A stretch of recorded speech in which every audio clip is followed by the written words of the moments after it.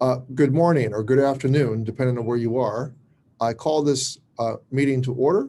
A quorum is present. Without objection, the chair is authorized to declare a recess at any time. I ask unanimous consent that Representative Bilirakis be permitted to participate in the hearing today. Before we begin, I'd like to go over some items for our remote hearing.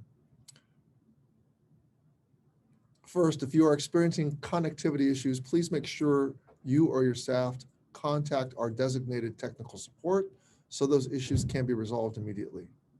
Members participating remotely must continue to remain visible on camera for the duration of their participation in the hearing unless they experience connectivity issues or other technical problems that render the member unable to fully participate on camera. It is committee policy that members participating remotely will remain muted when not recognized, just like turning your microphone on and off during an in-person hearing. This is out of courtesy to all members on the committee and so that background noise does not interfere with another member who is recognized to speak. When you are recognized, you will need to unmute your microphone and pause for 2 to 3 seconds before speaking so that your words are captured on the live stream. If you wish to have a document inserted into the record, please ask for unanimous consent and have your staff email the document to veteransaffairs.hearings@mail.house.gov. It will be uploaded to the committee document repository. Without objection, members will be recognized in order of seniority for questioning witnesses today.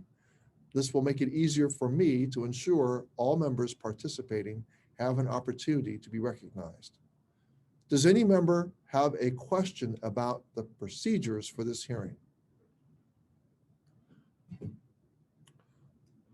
I'm looking, I do not see any objections. So we will proceed. I will now recognize myself for an opening statement. Today, we come together to discuss critical legislation to address military toxic exposures. As I've said many times before, if America is willing to send our service members into harm's way, then our nation must be willing to ensure that we take care of all those who have borne the battle. For decades, Congress has created and expanded coverage of benefits for veterans living with illnesses as a result of toxic exposures during military service. Just last Congress, we were able, finally, to pass the Blue Water Navy Vietnam Veterans Act to expand coverage for veterans who served in the offshore waters of the Republic of Vietnam. We also added 3 additional disabilities to the list of presumptive conditions for Agent Orange exposure in the 2021 NDAA. Though this was a monumental change for impacted veterans, it took more than 40 years of tireless advocacy and waiting. We cannot let that happen to the next generation of veterans with toxic exposures. Every day, more and more veterans come forward publicly to speak out about their exposures during service, and we continue to hear about new toxins such as PFAS used in military firefighting foam. Despite countless studies, VA still says it requires more credible research before it will establish a connection between certain exposures during service and subsequent health conditions. As the evidence sometimes only anecdotal, suggesting illness and disease in veteran populations continues to pile up, the committee must examine how to best provide care and services to these veterans. It is abundantly clear that we must act now. And that is why I'm so glad that we are here to discuss this legislation today. My colleagues impressively have introduced 15 bills that cover the gamut of issues in the toxic exposure space, from the need to address airborne hazards and burn pits and additional presumptive disabilities for Vietnam veterans, to looking at ways to revamp and improve VA's research and decision-making process as it relates to toxic exposure claims. The burden of proof shouldn't be on our veterans, and there's no reason why they and their survivors should have to fight VA for the care and benefits they've earned. And while I appreciate bills that address individual exposures, we cannot continue to tackle this topic one disability at a time and one exposure group at a time. We need to reform and overhaul the process within VA so that the agency can provide support to veterans without the need for continued congressional intervention. Today's hearing serves as an opportunity to continue the conversation with VA and other interested stakeholders to ensure that we consider all views as we craft comprehensive legislation. It is critical that we hear from experts and veteran stakeholders as we figure out the best way to care for all veterans who've been exposed to toxic substances, regardless of where or when they've served. Now, I want to thank all the stakeholders that have actively assisted in the development of the bills on the agenda. It is through this collaboration that we can ensure the laws we enact provide veterans and survivors with adequate access to benefits. Addressing toxic exposures remains one of my top priorities for the committee this year, and I'm committed to advancing comprehensive legislation to address it this Congress. And with that in mind, I know I cannot accomplish this alone, and I'm pleased to see bipartisan support for many bills on the agenda, and to know that Senator Tester has also made this a priority and held a hearing last week to discuss several bills on topics similar to what we will cover today. So I look forward to hearing from the witnesses to better understand the feedback and views of all stakeholders. I cannot say this enough. It is long past time we recognize toxic exposure as a cost of war. And I hope that 2021 will be the year we pass comprehensive legislation that meets the needs of all veterans, current and future, who are exposed to toxic substances while serving our country. Ranking Member Bost, I now recognize you for 5 minutes for your opening remarks.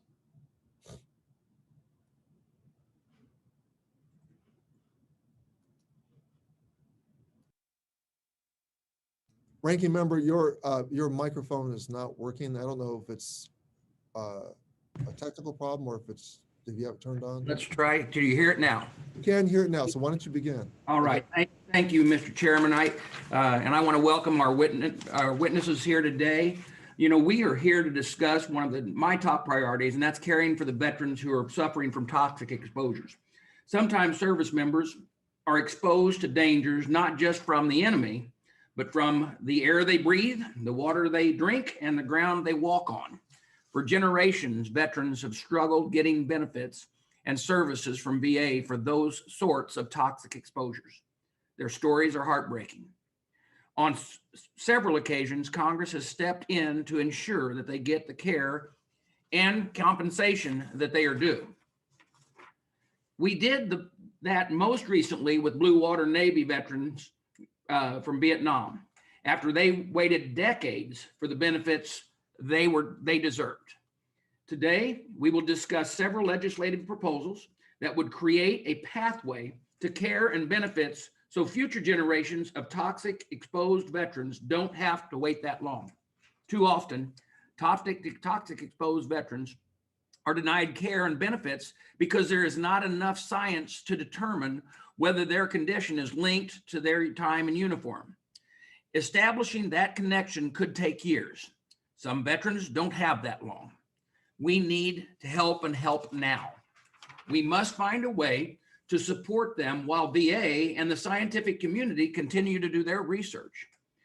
To that end, some of the bills we will discuss would establish new or amend existing presumptions of exposures. That would ease the burden on toxic exposed veterans to provide to prove that their disability was caused by their service in order to receive benefits. Other bills would expand access to VA care for toxic exposed veterans. My bill, HR 2127, the TEAM Act, would do both. It would create a consistent process within the VA for establishing presumption of exposures. It would also allow toxic exposed veterans to enroll in the VA healthcare system. There are other bills on the agenda introduced by Republican colleagues, including DAMA Subcommittee Ranking Member Nails, Representative Zeldin, and Representative Westerman. And I'm grateful to them for being leaders on this important issue and working to improve the lives of veterans and their families. I'm eager to learn more about their proposals and those of our other colleagues. That said, all of them come with a heavy price tag. I look forward to working with my colleagues and the VSOs to find offsets for them. I'm disappointed that the VA did not provide cost estimates or written views on several bills. I appreciate VA's efforts to review how the department cares for toxic exposure veterans, but now is the time for action, not more talk. I hope VA is prepared to provide views and cost estimates verbally today. Finally, I would like to recognize and extend my condolences to the minority witness, Mr. James Price, whose wife, Lauren, recently passed. Mr. and Mrs. Price are longtime constituents of Representative Bilirakis, who is also here with us today. Lauren was dedicated to helping toxic exposed veterans. She was one of them.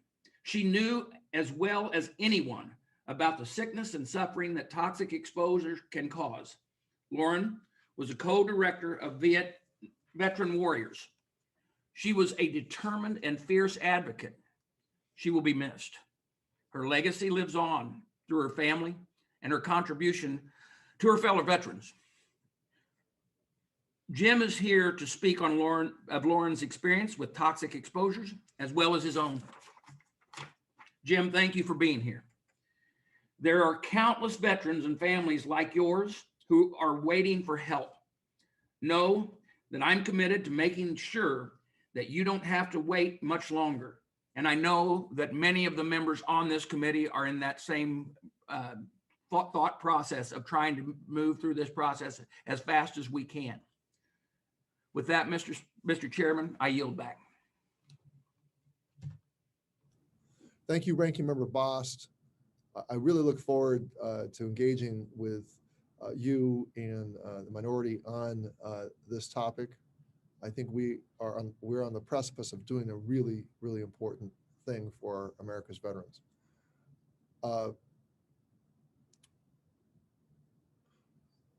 So we will now continue with our first panel, where we'll hear from others who have sponsored legislation on today's agenda. We'll first hear from members of this committee, and then we're going to hear from 8 of our House colleagues.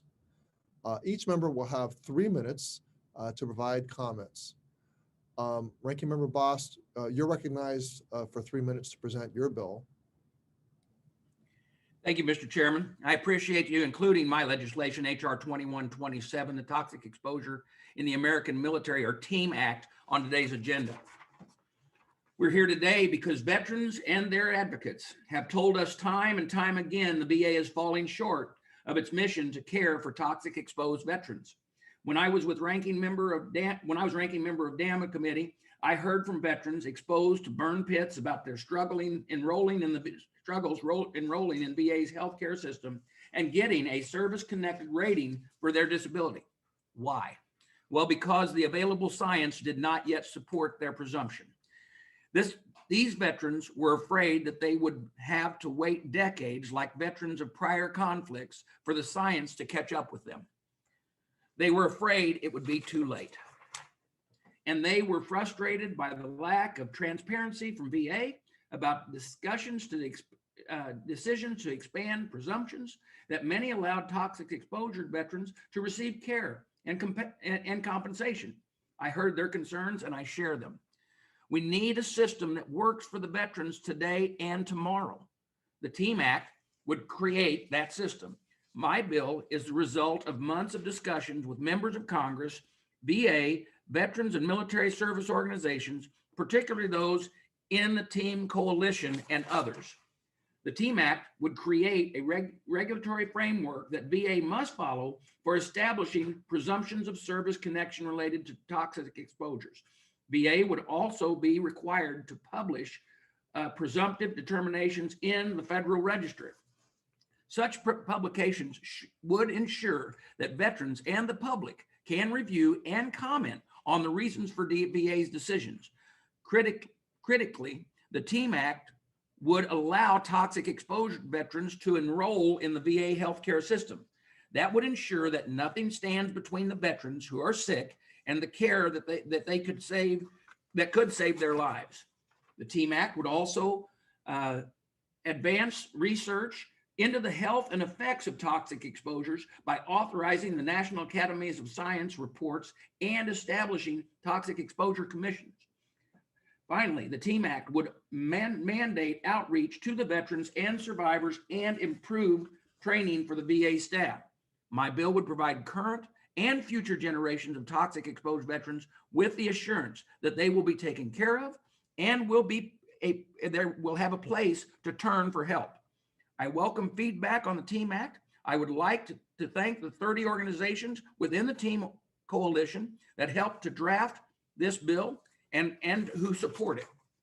And I would also like to ask unanimous consent for the TEAM Coalition letter of support to be entered into the hearing record.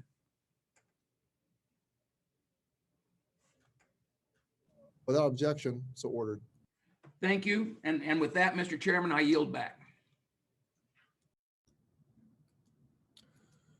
Thank you, Ranking Member Boston. It just occurs to me, your military service and your family's military service and what, I'm so thankful that our committee has so many veterans has so many veterans serving on the committee. And that includes Chairwoman Luria of the Disability and Assistance Memorial Affairs Subcommittee.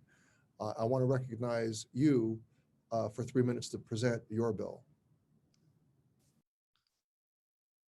Good morning, Mr. Chairman, Ranking Member Boss, my fellow HVAC colleagues, and our distinguished guests. I appreciate time to speak today in support of the Conceding Our Veterans Exposure Now and Necessitating Training Act, also known as the Covenant Act, legislation to ensure that our nation's veterans can receive the benefits they deserve after being exposed to toxic substances in the course of their service. Mr. Chairman, protecting the quality of life of our veterans is a top priority of this Congress, as you've stated this morning, and particularly for my colleagues on the House Veterans Affairs Committee, where I chair the Disability Assistance and Memorial Affairs Subcommittee. One such veteran that I have the privilege of representing, Master Sergeant Brian Graves of Virginia Beach, flew missions over the Middle East for the United States Air Force. And today he lives with breathing problems after inhaling jet fumes and being exposed to other toxins during his service. The Covenant Act will dramatically streamline the VA benefits process for thousands of veterans like Master Sergeant Graves. For instance, the Covenant Act would concede exposure to certain airborne hazards based on service in certain locations throughout the Middle East and beyond, ensuring that the burden of proof of exposure is lifted from the veteran. It would also recognize certain illnesses, such as respiratory conditions and cancers, as presumptive for disability benefit purposes. It would establish a standardized compensation and pension examination and medical opinion process for non-presumptive toxic-related conditions claimed by eligible former service members. And it would also establish a standardized medical training curriculum for airborne hazard-related compensation and pension evaluations, establishing continuity in the VA determinations, whether that exam is conducted from coast to coast, from Loma Linda to here in Hampton Roads. And the Covenant Act would provide its covered veterans with access to Priority 6 Veterans Health Administration hospital care, medical services, and nursing home care. Mr. Chairman, between June 2007 and February 2021, we know that 13,900 veterans filed disability benefit claims related to toxic exposure. Of those nearly 14,000 veterans, only 4,000 claims were granted. And that is simply unacceptable, and we cannot allow history to repeat itself. Veterans like myself watched our peers who served in Vietnam wait decades for the benefits they deserved. The recent veterans who served in the Middle East, Southwest Asia, East Africa, and the Philippines need our help today. They are hurting, Mr. Chairman, and sometimes they are dying from these conditions. Congress must not continue to neglect them in their time of need. And we must recognize these measures of assistance and care are a cost of war. That is why I urge my colleagues to join me in supporting the Covenant Act, a comprehensive approach to securing benefits for those veterans exposed to toxic substances overseas. Thank you, Mr. Chairman, and I yield back. Thank you, Chairwoman Luria. I now would like to recognize the ranking member of the DAMA subcommittee, Ranking Member Nels. You're recognized for 3 minutes to comment on your bill. Chairman Takano, thank you so very much. I am very encouraged to see the committee hosting this important hearing on toxic exposure legislation. As a veteran myself, I've seen how service members are affected by toxic exposures, both during and after their time in service. We must develop a process at VA that provides benefits and care to these veterans for conditions that are linked to their service. That is why I am honored to have the opportunity to speak on my bill, HR 2530, the NUWETOC Atoll Cleanup Radiation Study Act. I would also like to thank DAMA Chair Luria for her support on this bill as the lead Democrat co-sponsor. For those who do not know, in the 50s and 60s, the United States resettled the inhabitants and conducted more than 40 atomic tests in the NUWETOC Atoll, which is located in the Marshall Islands. When these tests ended in 1962, many of the inhabitants wanted to return to their homes. However, the area was contaminated by radiation and had to be cleaned up before it could be resettled. From 1977 to 1980, a group of service members worked very hard to clean up the atoll so it could be returned to the residents. Unfortunately, many of the veterans involved in the cleanup now have illnesses they believe are connected to potential radiation exposure from working and living on the island. They have also discussed their challenges receiving benefits and care through VA for these conditions. Now, the VA often denies these veterans compensation benefits because DoD data found that they were not exposed to harmful levels of radiation. However, during a roundtable, then DAMA Chairman Boss in the 115th Congress, along with the National Academies of Science, or NAS, reported concerns with the accuracy of DoD's methodology. No veteran should be denied benefits based on outdated or incorrect science. HR 2530 would address these questions by requiring VA to partner with NAS to examine the adequacy of DoD's study. NAS would also provide a new estimate for the amount of radiation these veterans may have been exposed. Additionally, NAS would explain whether it recommends further research into their exposure. Lastly, the VA would be required to report to the House and Senate Committee on Veterans Affairs any actions it plans to take based on the NAS study. This bill is the critical first step ensuring these veterans receive the benefits they have earned. Mr. Chairman, thank you again for the opportunity to speak on my bill. With that, I yield back.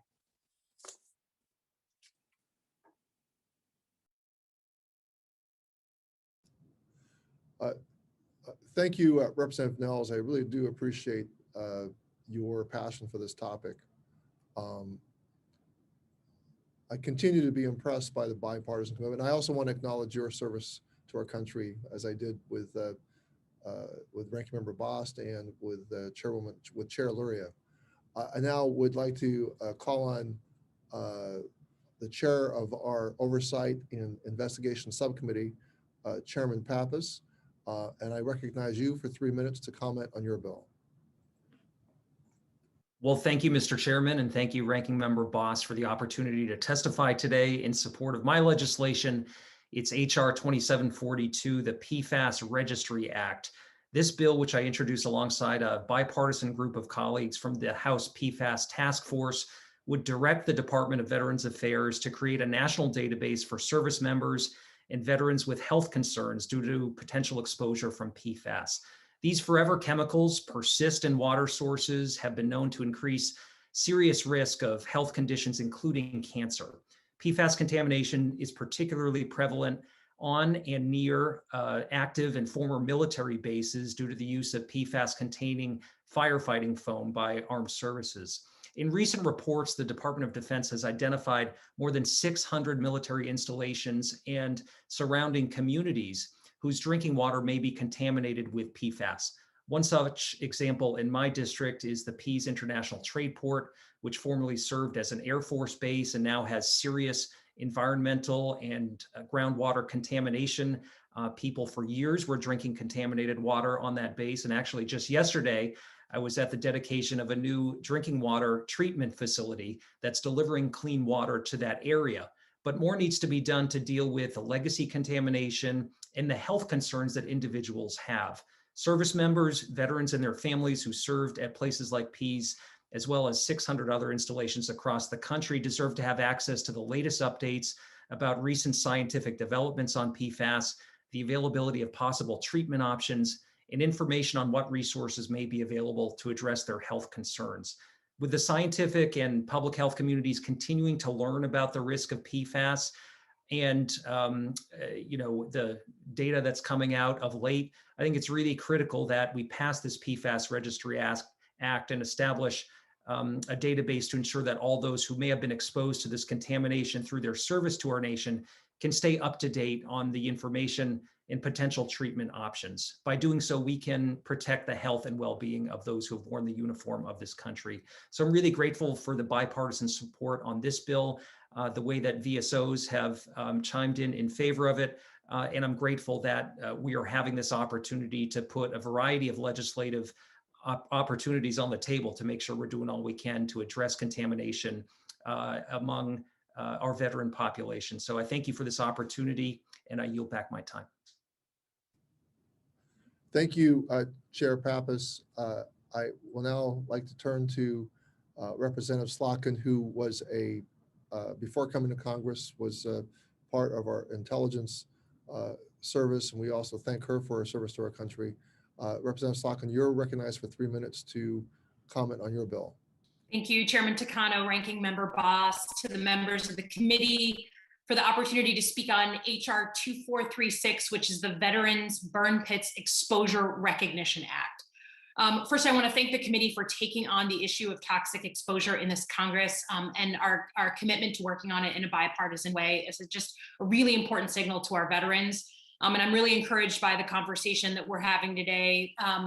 I've heard a ton of painful stories across my state about those who are suffering from toxic exposure due to these burn pits that many of us served next to when we were serving abroad. And then the fight with the VA that they then have just to get an acknowledgement, a basic awareness of the care that they need. This issue is close to my heart. I served 3 tours alongside the military and lived near a burn pit.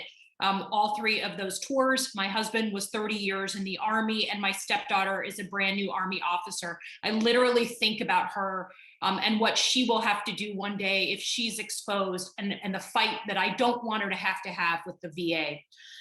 So for years, this has been common practice. We dump whatever we have in terms of waste, everything from human waste to batteries to jet fuel in these burn pits.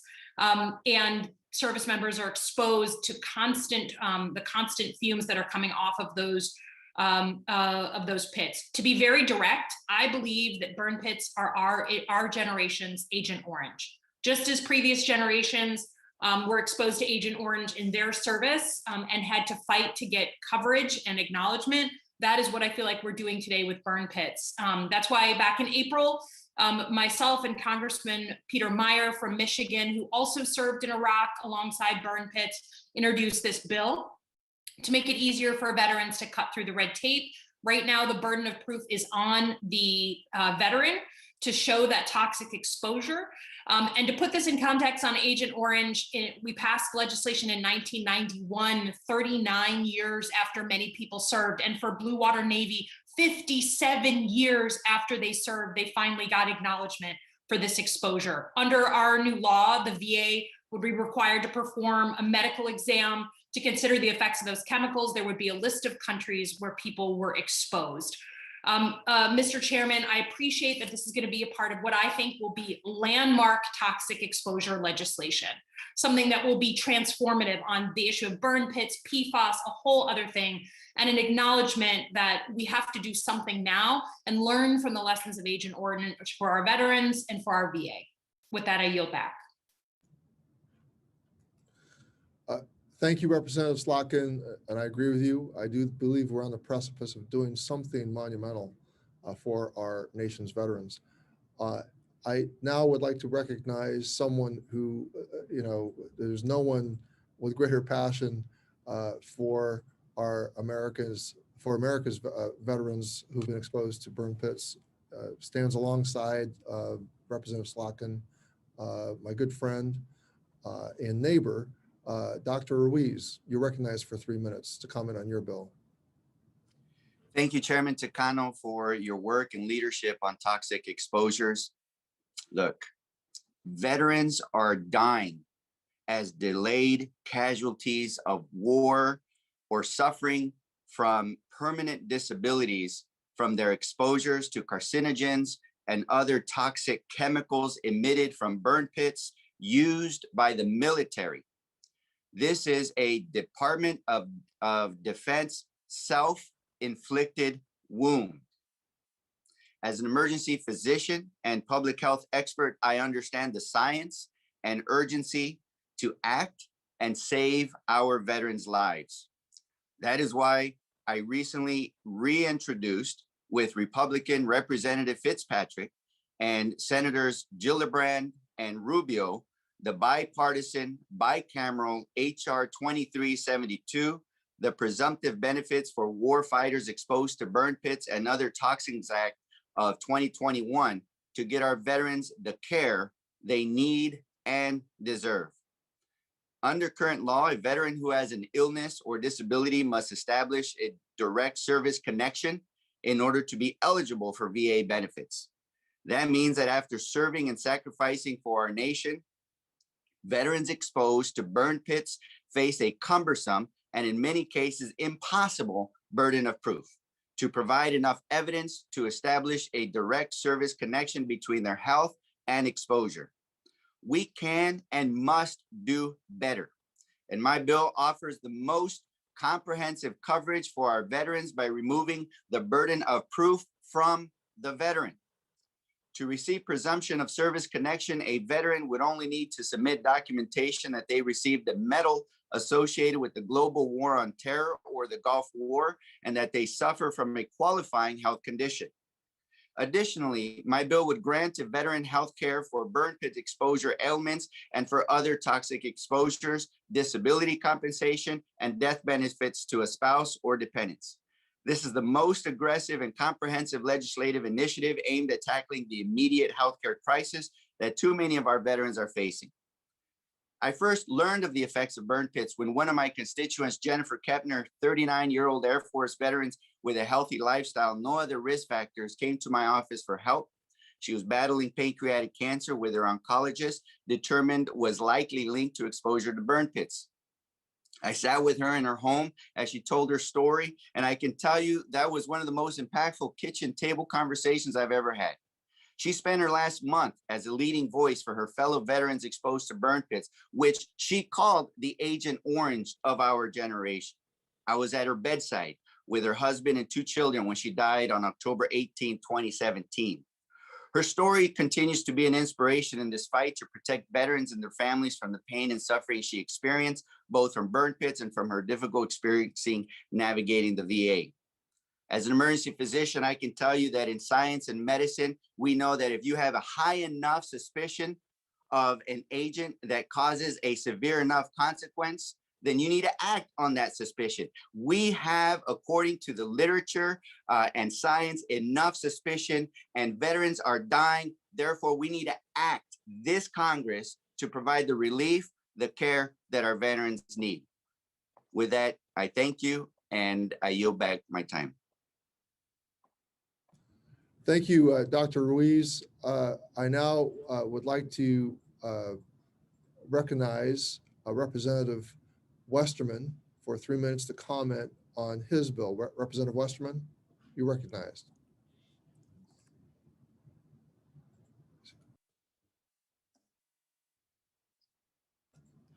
Apparently, Representative Westerman is not on the Zoom site yet, so we will move on to recognize Representative Lynch, and if Mr. Westerman comes back, we'll recognize him. Representative Lynch, you're recognized for 3 minutes to comment on your bill. Thank you, Mr. Chairman, and also Ranking Member Bost. I appreciate the opportunity to testify in support of HR 1355, which is the K2 Veterans Care Act. I'd also like to commend Chairwoman Luria and Ranking Member Nels of the Subcommittee on Disability Assistance and all of the members of the committee for your commitment to improving the lives of America's nearly 20 million veterans. Earlier this Congress, and I think you said it best, Mr. Chairman, you said that the burden of proof shouldn't be on our veterans, and there's no reason that they and their survivors should have to fight the VA for the care and benefits they've earned. And that sums it up. That's the situation we're in. As the chairman of the Subcommittee on National Security, I certainly agree with your statement. It's in line with this committee's landmark efforts to ensure that American veterans receive the health care and benefits that are commensurate with their service to our country. I introduced K2, the K2 Veterans Care Act with my colleague, Representative Mark Green of Tennessee, who served at K2 and also has publicly acknowledged he's also suffering health effects of his service there. This legislation has over 70 bipartisan co-sponsors. As most of the members understand, especially on the Veterans Committee, between 2001 and 2005, there were more than 15,000 American service members that deployed to Karshi-Kanabad, or K2, which is a former Soviet air base in southern Uzbekistan, to provide operational and strategic support to the U.S. mission in Afghanistan right after September 11th. So these were some of the first people on the ground. As evidenced by declassified documents released by my subcommittee, these dedicated servicemen and women were exposed to multiple toxic chemicals and radiological hazards during their deployments, including dangerous petrochemicals, volatile organic compounds, and depleted uranium, and also burn pit smoke, which has also been the subject of this morning's hearing. In the years following their service, more than 400 K2 veterans have self-reported multiple forms of cancers and debilitating illnesses, also very rare cancers, brain cancers. Many of these veterans have been diagnosed later in life. As a result, the burden of proof falls to the individual veteran when applying for health care or disability benefits from the VA to demonstrate that his or her illness is service-connected, which more often than not results in a denial. The K2 Veterans Act would remedy this wrong. The bill would establish a presumption of service-connected disability and require the VA to provide hospital care, medical services, and nursing home care for K2 veterans for diseases or illnesses associated with exposure to jet fuel, volatile organic compounds, burn pit toxins, and other toxic substances, all of which were known to have been present at K2. The legislation is narrowly tailored to those veterans who deployed to K2 and has been endorsed by various veterans service organizations, including the Stronghold Freedom Foundation, which done great work on this, the VFW, the DAV, and the Wounded Warrior Project. I want to thank you again, Mr. Chairman, and to the members of the Veterans Affairs Committee for allowing me this opportunity to testify in support of HR 1355. I'm happy to answer questions that members may have, and I yield back the balance of my time. Thank you.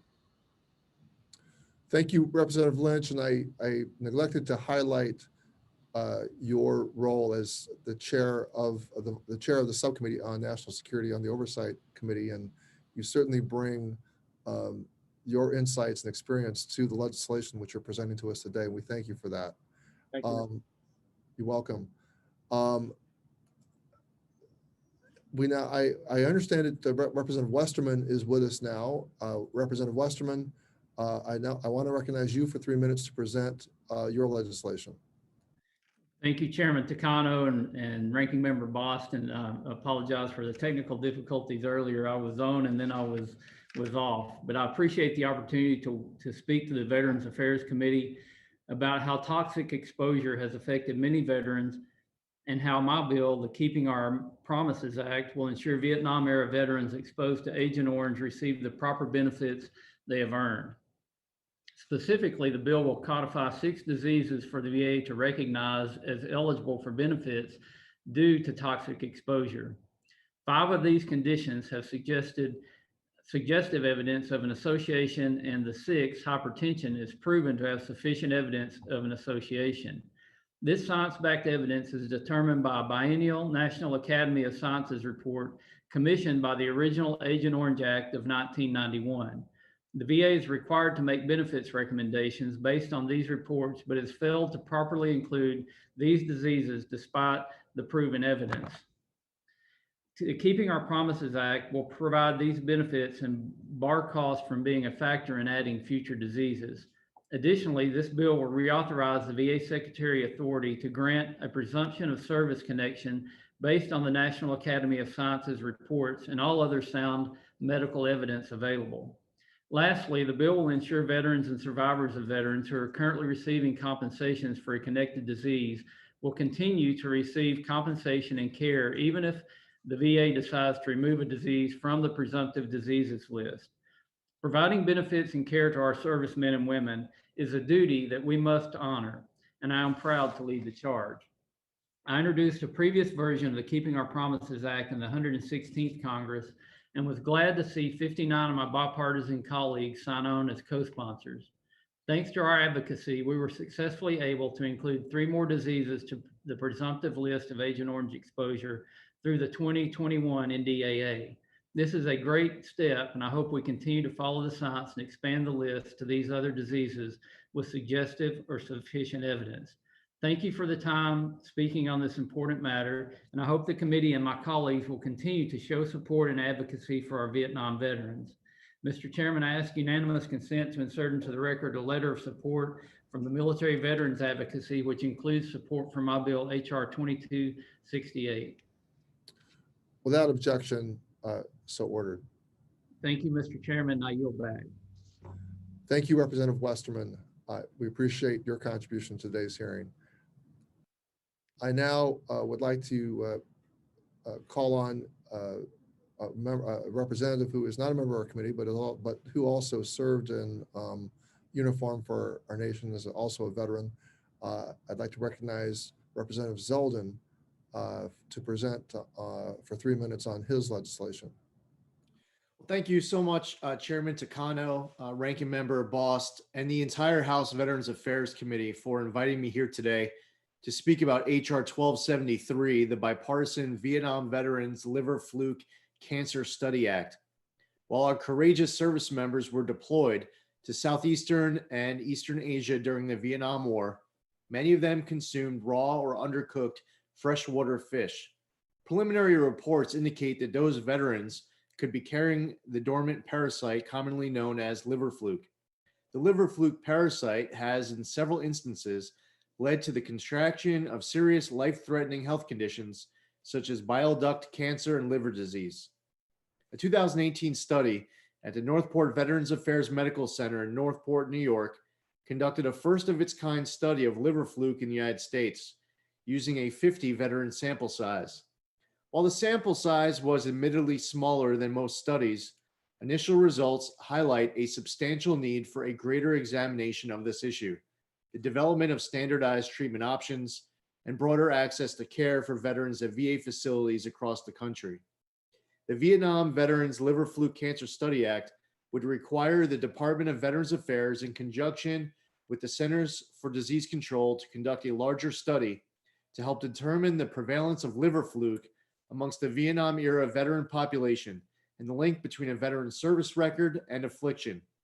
Our nation's veterans have earned nothing less than the highest quality care, and it is our responsibility as Americans to develop a plan, secure funding to test all veterans whose service exposed them to liver fluke, and if necessary, provide appropriate care, and to do so as soon as possible. It's absolutely critical that we tackle this issue head on. The clock is ticking. I've heard from countless veterans, not only in my own district, but from around the country, who have been pushing the VA to take action on this matter for years, all while battling bile duct cancer and liver disease. This isn't right. We can and must do better. I thank the committee for your continued support and advocacy on behalf of America's veterans, and all the incredible VSOs and nonprofit organizations for their support of this bill, including the Wounded Warrior Project, Iraq and Afghanistan Veterans of America, VFW, Minority Veterans of America, Military Officers Association of America, Paralyzed Veterans of America, Vietnam Veterans of America, Military Veterans Advocacy, and the Cholangiocarcinoma Foundation. I look forward to working with all of them and all of you on the committee to ensure our veterans receive the care they have rightfully earned without delay and without tribulation. Thank you again for holding today's great hearing. It's an honor to be part of the committee for today's discussion. I yield back. Thank you, Representative Zeldin. We appreciate your contribution to today's hearing. I now would like to turn to recognize a friend and colleague from the state of New York, Representative Tonko, to present on his legislation.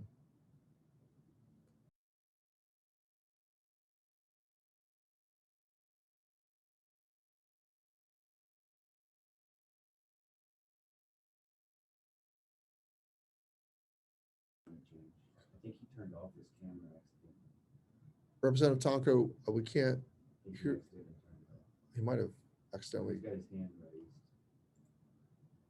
Representative Tonko, we can't see, is your camera turned off and we can't hear you?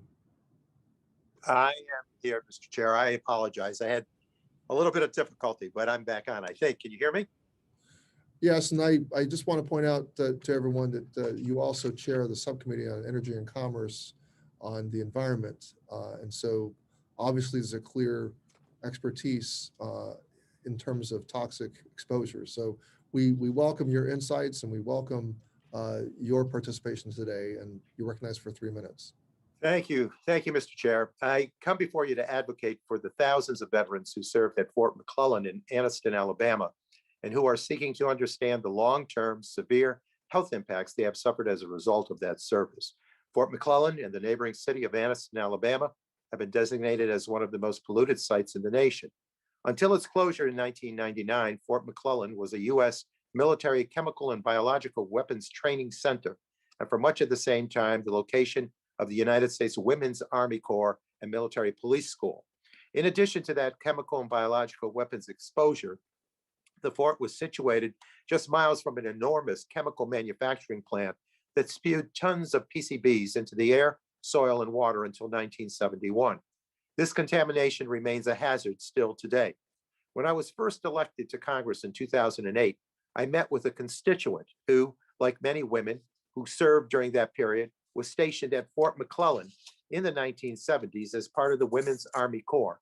As my office investigated this issue further, we heard from hundreds of America's service veterans from all over the country who had served at Fort McClellan and later experienced often devastating health issues consistent with PCB and other forms of toxic substance exposure.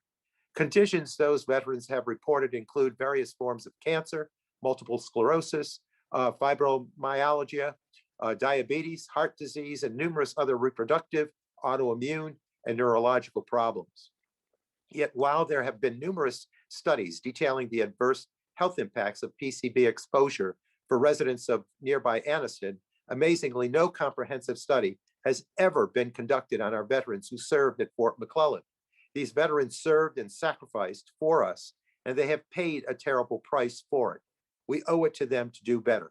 So I have introduced legislation HR 2825, the Fort McClellan Health Registry Act, that would notify current and former service members who served at Fort McClellan that they may have been exposed to one of these dangerous substances and create a voluntary health study to assess their health conditions and claims. Over the years, since that constituent brought this matter to my attention, our call to support our Fort McClellan veterans has drawn the support of more than 100 members of Congress, veteran service organizations, and grassroots organizations. Yet despite that overwhelming support and equally profound levels of public health evidence, we have made little progress until this point.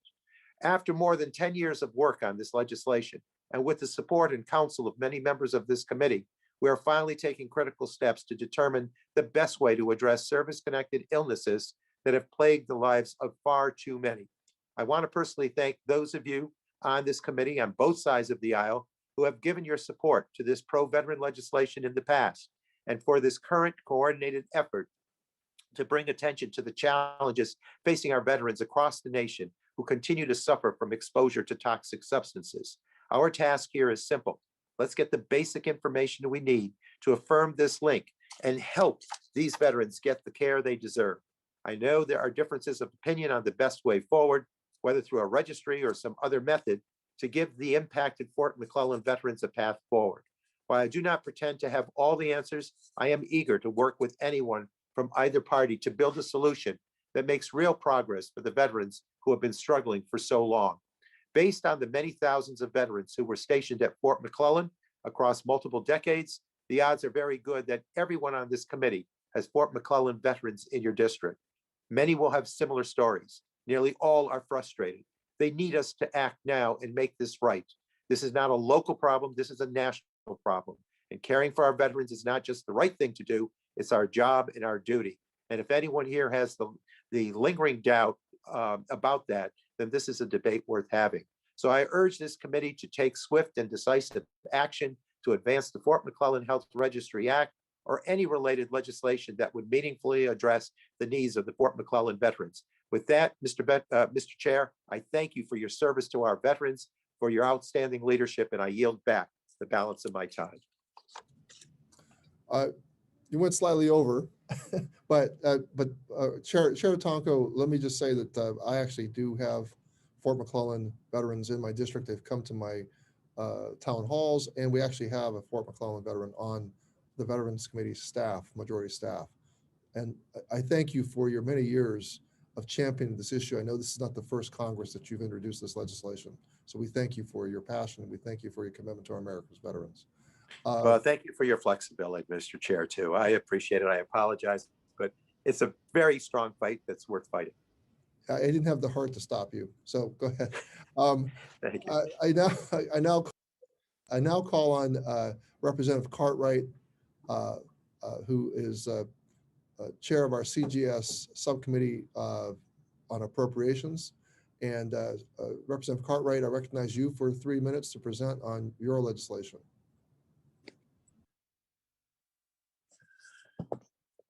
Thank you and good morning, Chairman Takano. Can you hear me? We can hear you, sir. So Very good. proceed. And We again, can't see thank you, you, Chairman We Takano. can't And see you, though. Can you turn on your camera? Is it possible for you to turn on your camera? is my camera not showing me? You can't, yeah, I don't see the camera on. All right, hang on.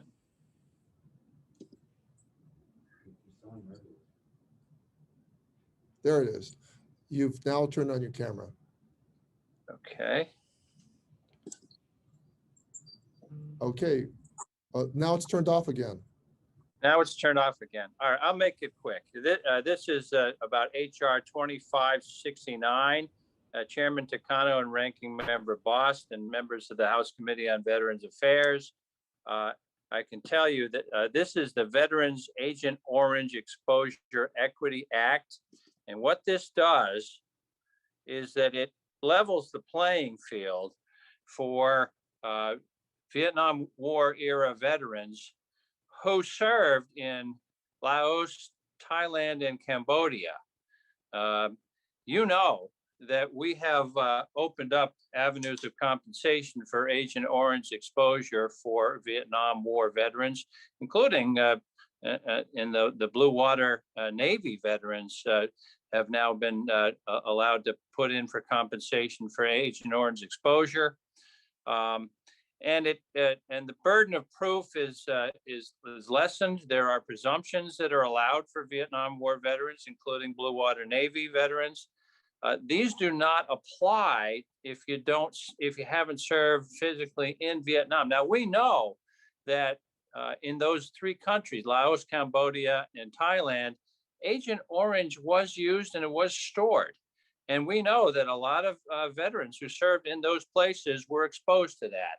And so this is a bill to level the playing field for our American veterans who, through no fault of their own, were exposed to Agent Orange, and also through no fault of their own, served in those places and not within the physical confines of Vietnam itself. And so this is a very important bill because these people suffered every bit as much as people who served in the physical confines of Vietnam. And so I'm very proud to introduce this legislation, and I seek the blessing of your august committee for my legislation. Thank you so much. Well, I've never heard the committee called august, but I'll take it. Thank you, Representative Cartwright, for your contribution today. And we always like the friendship of appropriators, especially Cardinals, on this committee. And so we thank you for your contribution today. I now would like to recognize a fellow teacher and somebody who, when she came to Congress as the first African-American ever to be elected from the state of Connecticut, someone who understood instinctively my concerns about student veterans, and we've worked together to revise and to reform the way for-profit colleges operate in our country, and we've worked together on that legislation. I welcome her today to present on her legislation related to toxic exposure. Representative Hayes from the state of Connecticut for 3 minutes. Thank you. Thank you so much, Mr. Chair, for holding this hearing and for welcoming me here to talk about my bill, the Palomares Veterans Act. Before coming to Congress, and unfortunately, like many Americans, I was unfamiliar with the 1966 nuclear accident at Palomares, Spain, where over 1,600 service members were exposed to dangerous levels of radiation. I cringe as I say that because I am a history teacher by training. So the fact that my class and my students never discussed this really speaks to the issue here about how little emphasis is placed on this event. And it wasn't until speaking with veterans and veteran service organizations and the Yale Veterans Legal Service Clinic that I became fully aware of the incidents in Palomares, Spain. For those who do not know, over 55 years ago, a B-52 bomber collided with a KC-135 tanker aircraft over the Spanish village of Palomares, resulting in one of the largest nuclear disasters in history and causing radiation exposure to approximately 1,600 US airmen who responded to the crash. These airmen were sent to respond to this nuclear accident with little or no protective clothing and were not warned of the potential dangers. They were ordered to clear the contaminated crops, shovel tainted soil into burn pits, and consume the local food and water, placing them in direct contact with large amounts of plutonium. Decades later, many of these airmen are suffering and dying from the health conditions that likely came from handling this radioactive dust. But the VA still does not count Palomares as a radiation risk event or provide these veterans with the disability benefits they are entitled to. The failure to recognize the sacrifice of these veterans is a breach of our responsibility to those who serve. My bill would correct this, ensuring these veterans get the health care and benefits they deserve, and ensuring that their surviving spouses and children are eligible for the benefits they deserve. Time is of the essence for these veterans. I urge this committee to expeditiously consider this legislation and get those who served and sacrificed the help they deserve as quickly as possible. I continue to welcome co-sponsors on this bill, HR 2580, and I ask all of my colleagues to join in this effort to support this critical legislation. Thank you, Chairman Takano, for your support on this important legislation and for having me here today and prioritizing toxic exposure legislation during this Congress. We must all work together to prevent these type of incidents for future veterans and provide them with accessible and affordable health care. Thank you, Mr. Chair, and with that, I yield back. Thank you, Representative Hayes, for recounting this not well-known piece of our history and for your contribution to today's hearing. So before we move on to the second panel, does anyone have any questions for our first panel? And I will take a moment to pause to make sure that there's no hands raised. I do not see any hands raised. I do see a hand raised. Representative Kaptur, you have a question or a Thank you so comment? much, Mr. Thank you so much, Mr. Chairman and members, for your excellent testimony and the hard work it took for each of those bills. I just wanted to say, having served on the Veterans Committee going back to the 1980s, when we were first facing Agent Orange, and the VA kept saying to us, well, you don't have all the medical proof. And this was over and over and over again. And we had a member from Ohio, Doug Applegate, and I'll never forget his quote. He said, there's a difference between what is scientifically provable and morally right.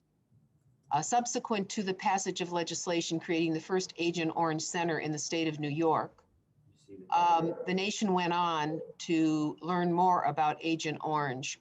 Congress was ahead of science, and maybe on many of these bills and the measures individuals are bringing forward, which I compliment you for, we should keep that quote in mind. There's a difference between what is scientifically provable today and what is morally right for their service. And I'll just say, I just left an event about a week ago with the general who is head of the New York National Guard, who grew up in our district and is revered as a Latina and someone who has risen to the highest ranks of our military. And she was in Iraq, and she talked to me about burn pits, and she has contracted cancers in her life already.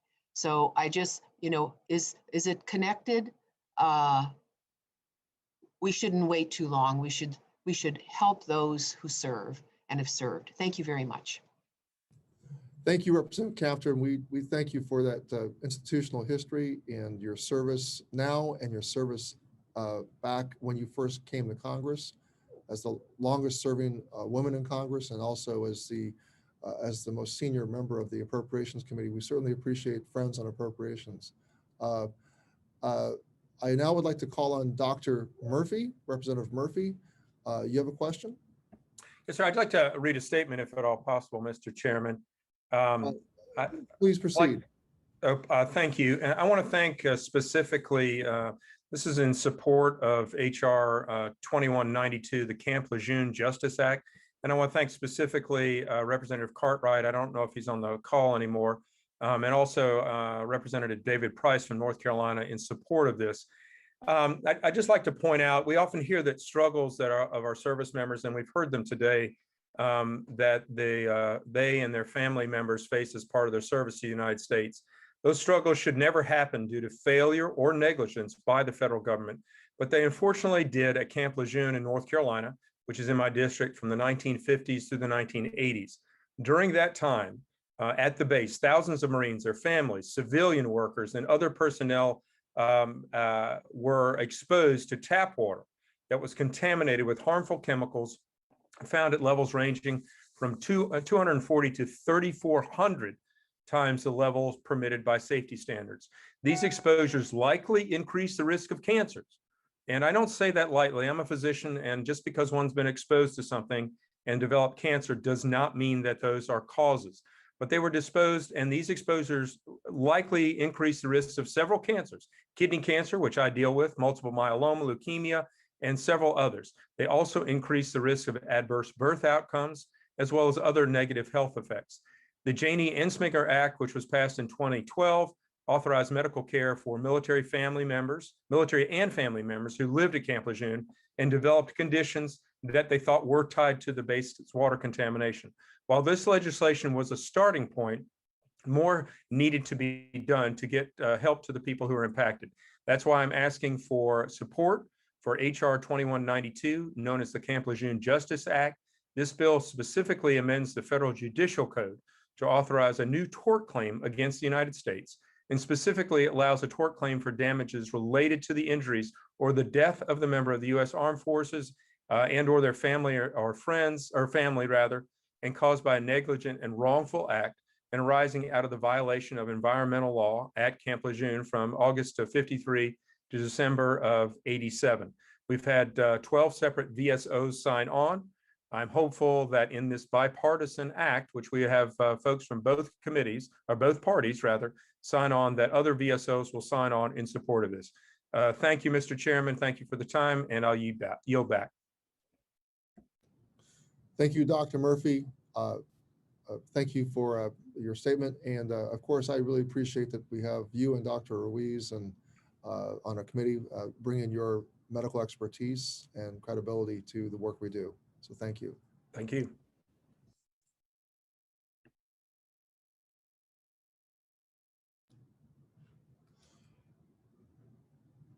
Now, before we move on, do I see any, are there any other members who wish to ask a question or make a comment at this time?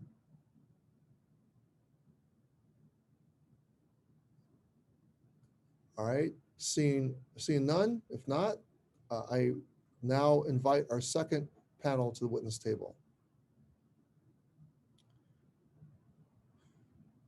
So joining us from the Department of Veterans Affairs is Dr. Ronald Burke, Deputy Undersecretary for Policy and Oversight, the Veterans Benefit Administration, accompanied by Beth Murphy, Executive Director for Compensation Service, Ms. Patricia Hastings, Chief Consultant for Post-Deployment Health Services, and Dr. Carl Kelsey, representing the National Academies of Sciences, Engineering, and Medicine. I appreciate all the work and research the academies have provided on military toxic exposures and scientific methods for determining related health impacts. I look forward to hearing from all of you. I will remind our witnesses to please pause for 2 to 3 seconds before speaking so that the recording will capture all of your words. And please remember to do so when answering members' questions. Your written statements in full will be included in the hearing record and without hearing record without objection. Mr. Burke, you are now recognized for 5 minutes to present your statement. Good morning, Mr. Chairman, Ranking Member Boston, members of the committee. I appreciate the opportunity to appear before you today along with my colleagues. In the opening statement of his confirmation hearing, Secretary McDonough made it clear that VA would provide veterans with timely world-class health care and ensure veterans and their families have timely access to their benefits. It is clear by the number of toxic exposure bills before us today that military toxic and environmental exposure is a critical congressional interest item. For decades, veterans and their families have sought answers to questions about health issues and potential connections to service-related toxic exposures. Secretary McDonough is committed to taking immediate and deliberate steps to ensure the department leans forward in its approach to getting answers to key environmental exposure questions. We acknowledge that VA must continuously evaluate how we approach researching and granting claims for disabilities related to toxic and environmental exposures. We recognize that to succeed, the new approach will require the collective efforts of VA, our academic partners, other federal agencies, and Congress. Secretary McDonough has outlined a list of priorities that form the foundation for the work that he has directed the department to undertake. To ensure in-depth analysis of high priority issues, the Secretary reestablished the VA Executive Board, consisting of subject matter experts and senior leaders. The VA Executive Board met on March 23rd of this year and received clear guidance to focus on issues related to toxic exposures and providing input to inform solutions. While the Executive Board-led review is designed to be holistic, it is not necessary to conduct a review to know that there are some things that we can and must do differently today. Historically, VA's presumptive decision-making process has been guided by statutory requirements. However, certain provisions of the Agent Orange Act and Persian Gulf War Veterans Act, notably those governing the use of National Academies of Sciences, Engineering, and Medicine reports, and requiring the Secretary to respond to such reports in 60 days, have expired. With that expiration, we see an opportunity. VA is creating a new, comprehensive, modernized decision-making model for determining presumptions based on environmental exposures. Our model includes leveraging improved science and surveillance, better use of VA benefits claims data, and consideration of other factors. We are moving with a sense of urgency and hope to share the proposed model with Congress, BSOs, and other key partners for feedback within the next 180 days. In order to do a better job researching exposure to toxic substances and military environmental hazards, we need more insight into the health issues that veterans are experiencing. Our research indicates that an overly cumbersome process and an assumption of denial discourages veterans from filing toxic and environmental exposure-related claims. At the Secretary's direction, we are undertaking efforts to encourage veterans who believe their symptoms are related to toxic exposure to participate in health registries. Part of that effort will include encouraging veterans to get a compensation and pension exam and to submit a claim to VA if there is a concern about exposure. A new DoD and VA effort that will help in this future is the individual longitudinal exposure record that just went active for clinical care and will be available for claims and research. With 1 in 3 veterans reporting a possible exposure to military environmental hazards and 1 in 4 veterans reporting health concerns due to deployment exposures, VA must take decisive action. The Secretary has directed that we take a new and decisive approach. This holistic approach involves reviewing all major touch points within the agency for a veteran who has experienced toxic exposure, as well as internal agency functions within this area. The review is the review of both claims data functions and VHA data and information as part of this review. While Secretary McDonough's end-to-end review is being completed, VA will take the following additional steps. Number 1, expand training for healthcare providers. 2, improve science, surveillance, epidemiology, and research. 3, make better use of benefits data and consider other factors. And 4, encourage veterans to file a claim. I refer you to the written testimony for additional details regarding these steps. Mr. Chairman, this concludes my testimony. My colleagues and I are prepared to respond to any questions you or other members of the committee may have. Thank you. We thank you, Mr. Burke. I now turn to Dr. Kelsey and recognize Dr. Kelsey for 5 minutes. Thank you, Mr. Chairman and Ranking Member. I appreciate the opportunity to testify. I appear today as a member of several National Academies committees that assessed the evidence of a relationship between exposures encountered during military service and adverse health effects. I'll focus on the standards used for weighing and assessing epidemiologic evidence of exposure to toxins and health effects of those exposures. I'll describe the differences between association and causation and give examples of how those standards were used in the National Academy's reports. The criteria for causation are more stringent than those for association and are more difficult to satisfy. Correlation does not equal causation. Observed links or associations can be due to many factors. Causality is more than a link. It is a demonstration that an exposure is responsible for a specific health outcome. Many factors may be considered when deciding whether an observed statistical association is causal. These include the strength of the association, the dose-time response relationship, consistency of the evidence through replication, and others. But in every case of causality, the exposure comes before the outcome. For every exposure-outcome relationship, there will be gradations of evidence uncertainty, chance, confounding, and bias related to errors in selection and measurement, or factors can hide or create the appearance of causation or association. The National Academy's study committees carefully consider these factors. There have been numerous studies, health studies of veterans, but most have been hampered by the lacking or weak measures of exposure and by other methodologic problems. For example, no objective measurements of exposure to herbicides are available for most Vietnam veterans. Instead, and in accord with Congress's mandated presumption of herbicide exposure of all Vietnam veterans, National Academies committees have used Vietnam veteran status as a proxy for herbicide or Agent Orange exposure when no more specific exposure information is available. Similarly, research regarding exposure to open burn pits has been impeded by relatively poor measures of exposure. As a result, it's not possible to determine quantitative estimates of increased risks or to estimate the number of service members and veterans affected. When reliable and accurate exposure information is not available for military populations, deployment to a particular area is used as a proxy for exposure. That may be as general as a particular country or region, such as the Southwest Asia theater. Causal models and inference are dependent on high quality data. Poor exposure assessment and use of such proxies as deployed or non-deployed limit the ability to inform causality. The evidence assessed to determine causality is continuing to evolve. And in recent years, causality determination has become much more complex as new methods evolve, technologies advance, and we learn more about how factors such as genetics, stress, and the social determinants of health influence overall well-being.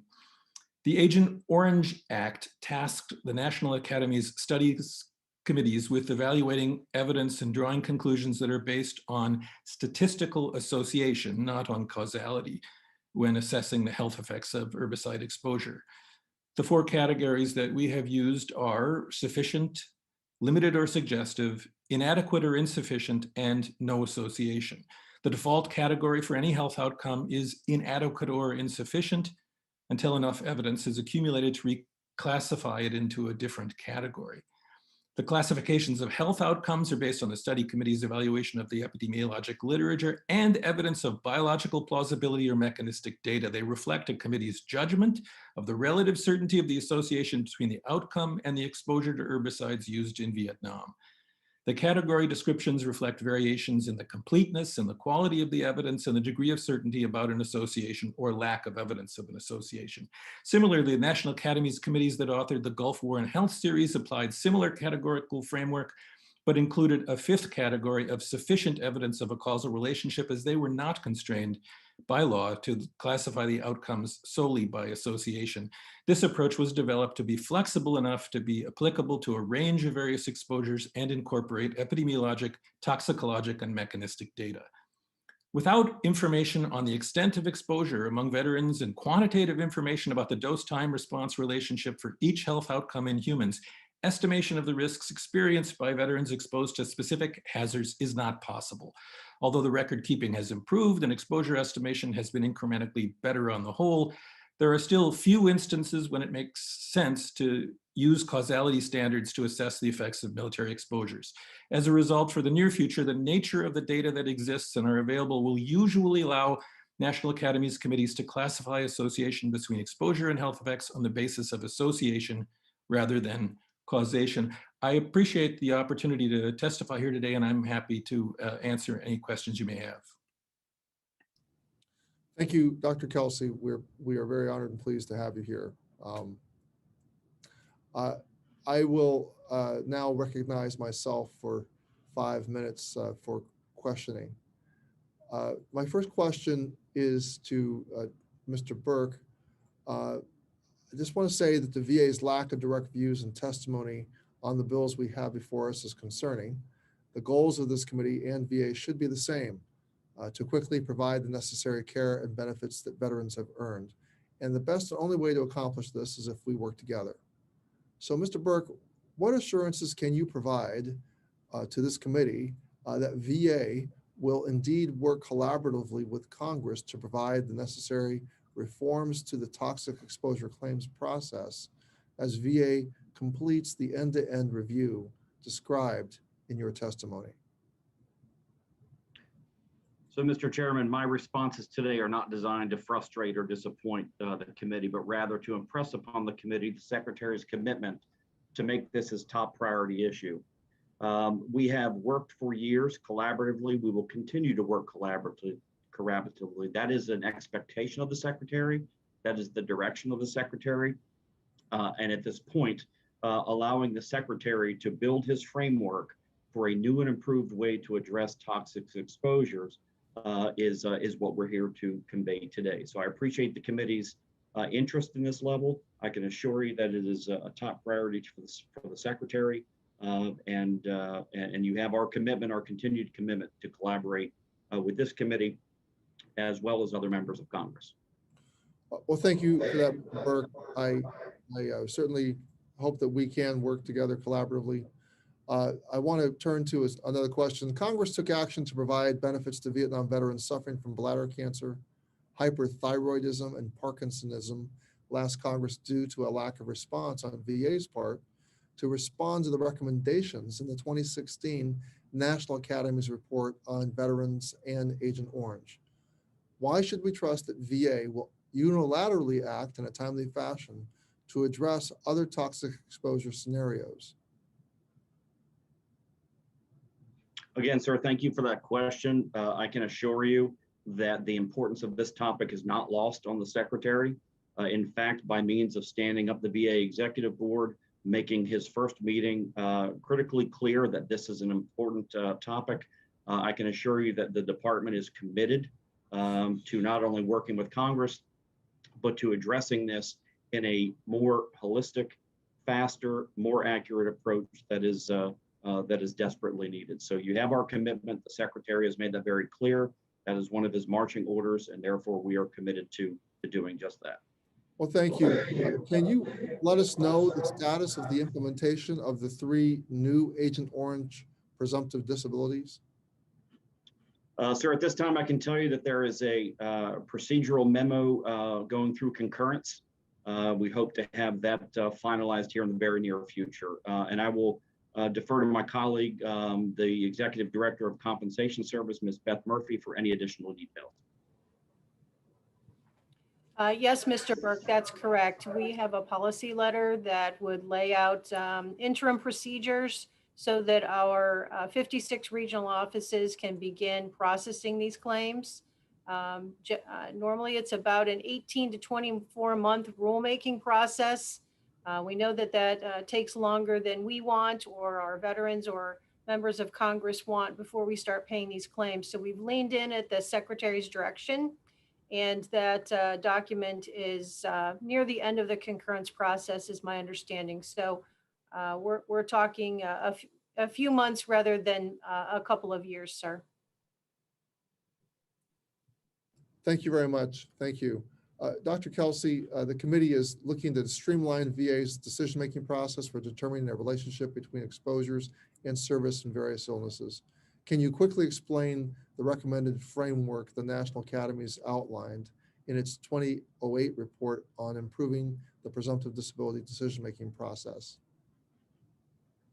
Sure, Mr. Chairman. The 2008 committee was really charged with the purpose of assessing the process, which is includes, as I think you can appreciate, a lot of additional factors, not the least of which is political, which I assume everyone here is much more in touch with than I am.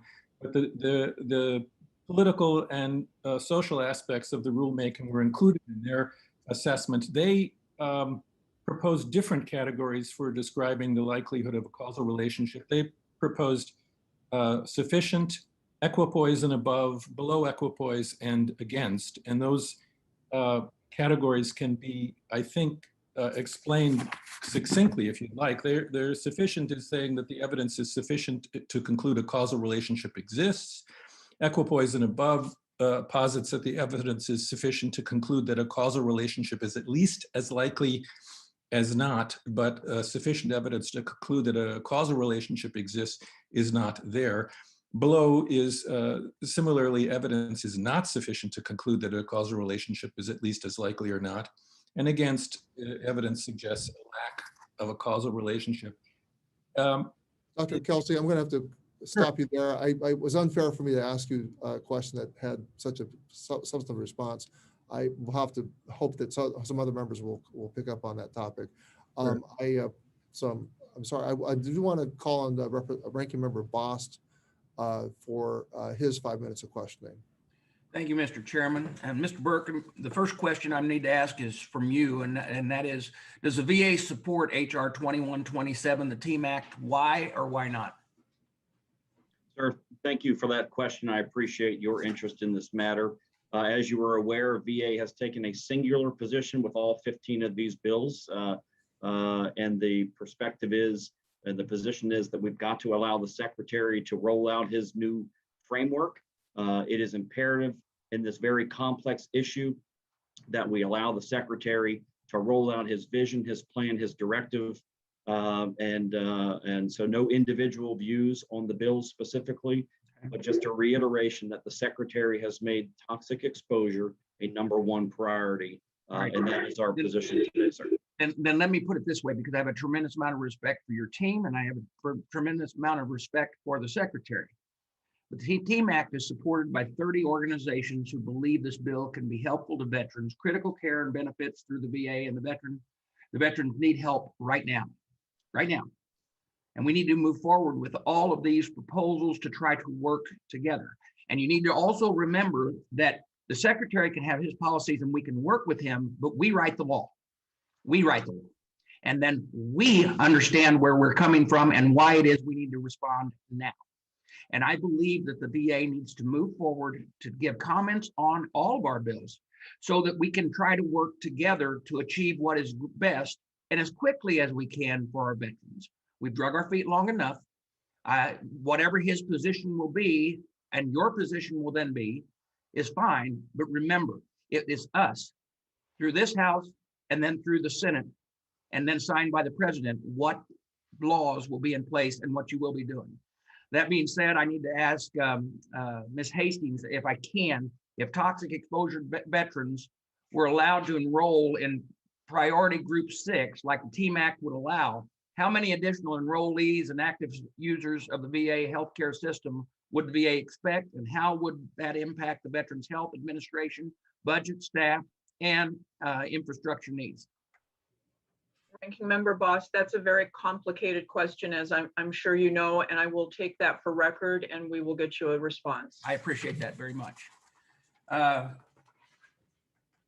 Kelsey, a VA testimony, your VA's testimony stated that Secretary McDonald has directed the department to consider evidence concerning animal toxicology and mechanistic studies, right? Does the NAS consider those studies when completing the report on the health effects of military toxin exposures, such as Agent Orange? Ranking Member, absolutely. The committee's process is explicit and does include including the search for and they include in their assessment the toxicologic and mechanistic studies. Absolutely. Yes. All right.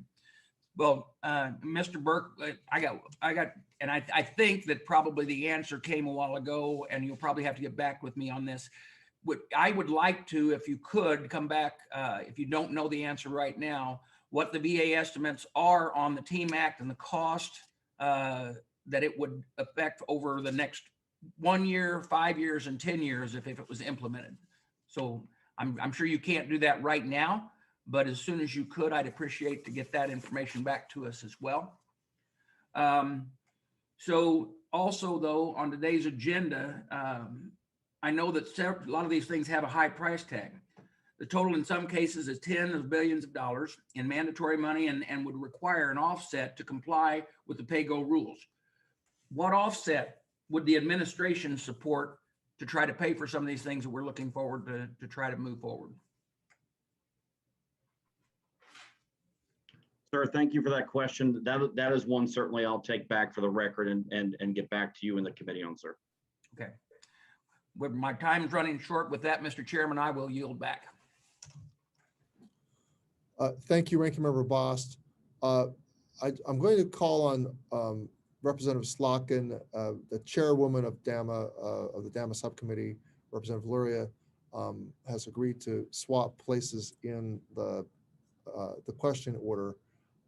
So I'm going to permit that to occur in deference to the fact that Ms. Slotkin has to do her question earlier. So Representative Slotkin, you're recognized for 5 minutes for questioning. Thank you, Chairman Takano, and thank you, Congresswoman Luria, for swapping with me. I owe you one. I guess the question I have is related to burn pits, and Mr. Burke, you know, I appreciate your discussion of Agent Orange. I appreciate that in your written testimony, you talked about this issue of concession. And we know that on Agent Orange, that it took 29 years to get the first big landmark piece of legislation. And then if you served in the Blue Water Navy and were exposed, it took 57 years for the VA to concede that there was exposure and that might lead to major health ailments. So can you discuss the framework around concession? How would it work? How does it work? How could it work? You at least conceded that folks in Southwest Asia, so Afghanistan, in that theater were exposed. Talk about the framework. How does it work? So that we're not waiting another 29 or 57 years. Yes, ma'am. Thank you for that question, and thank you for the opportunity to explain that. And you are correct. We are we are encouraging veterans to file claims. We are accepting those claims and considering those on a direct basis instead of presumption at this moment.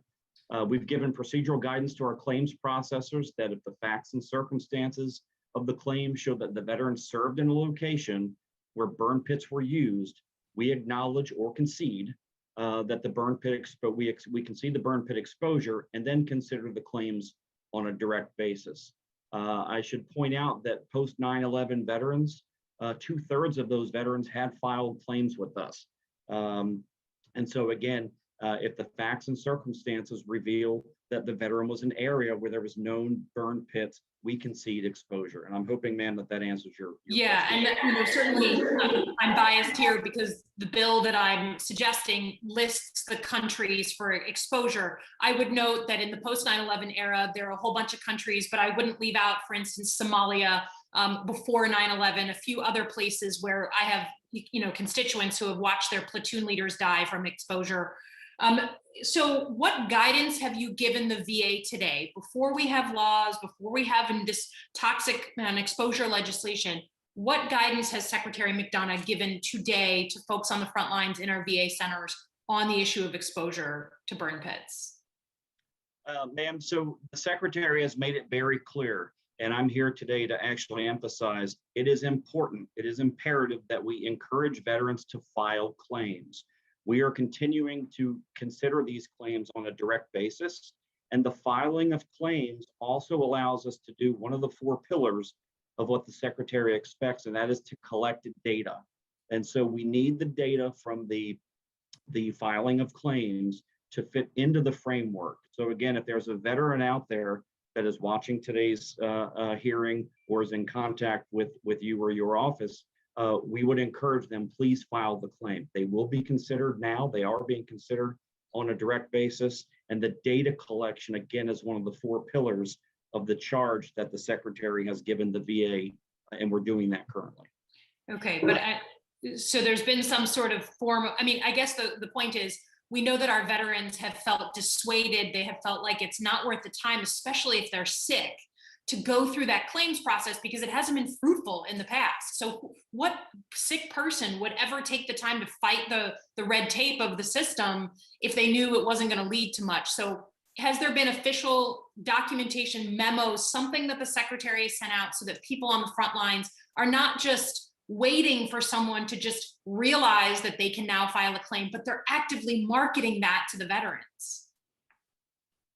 Man, that's a great question, great perspective. And what I can tell you is through the Secretary's testimony, through my testimony now twice, we have committed to getting the word out, encouraging veterans to file. And VA will be increasing its communication to stakeholders, VSOs, and the like to get the message out. If you have a claim that you believe is a result of exposure to toxins, please file your claim.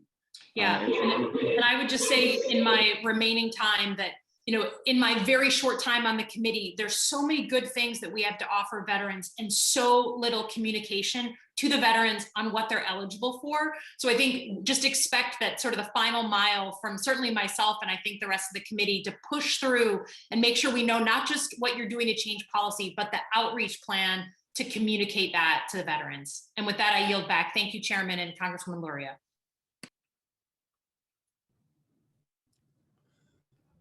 Thank you, Representative Slotkin. I now call on Mr. Mervan for 5 minutes. Mr. Mervan.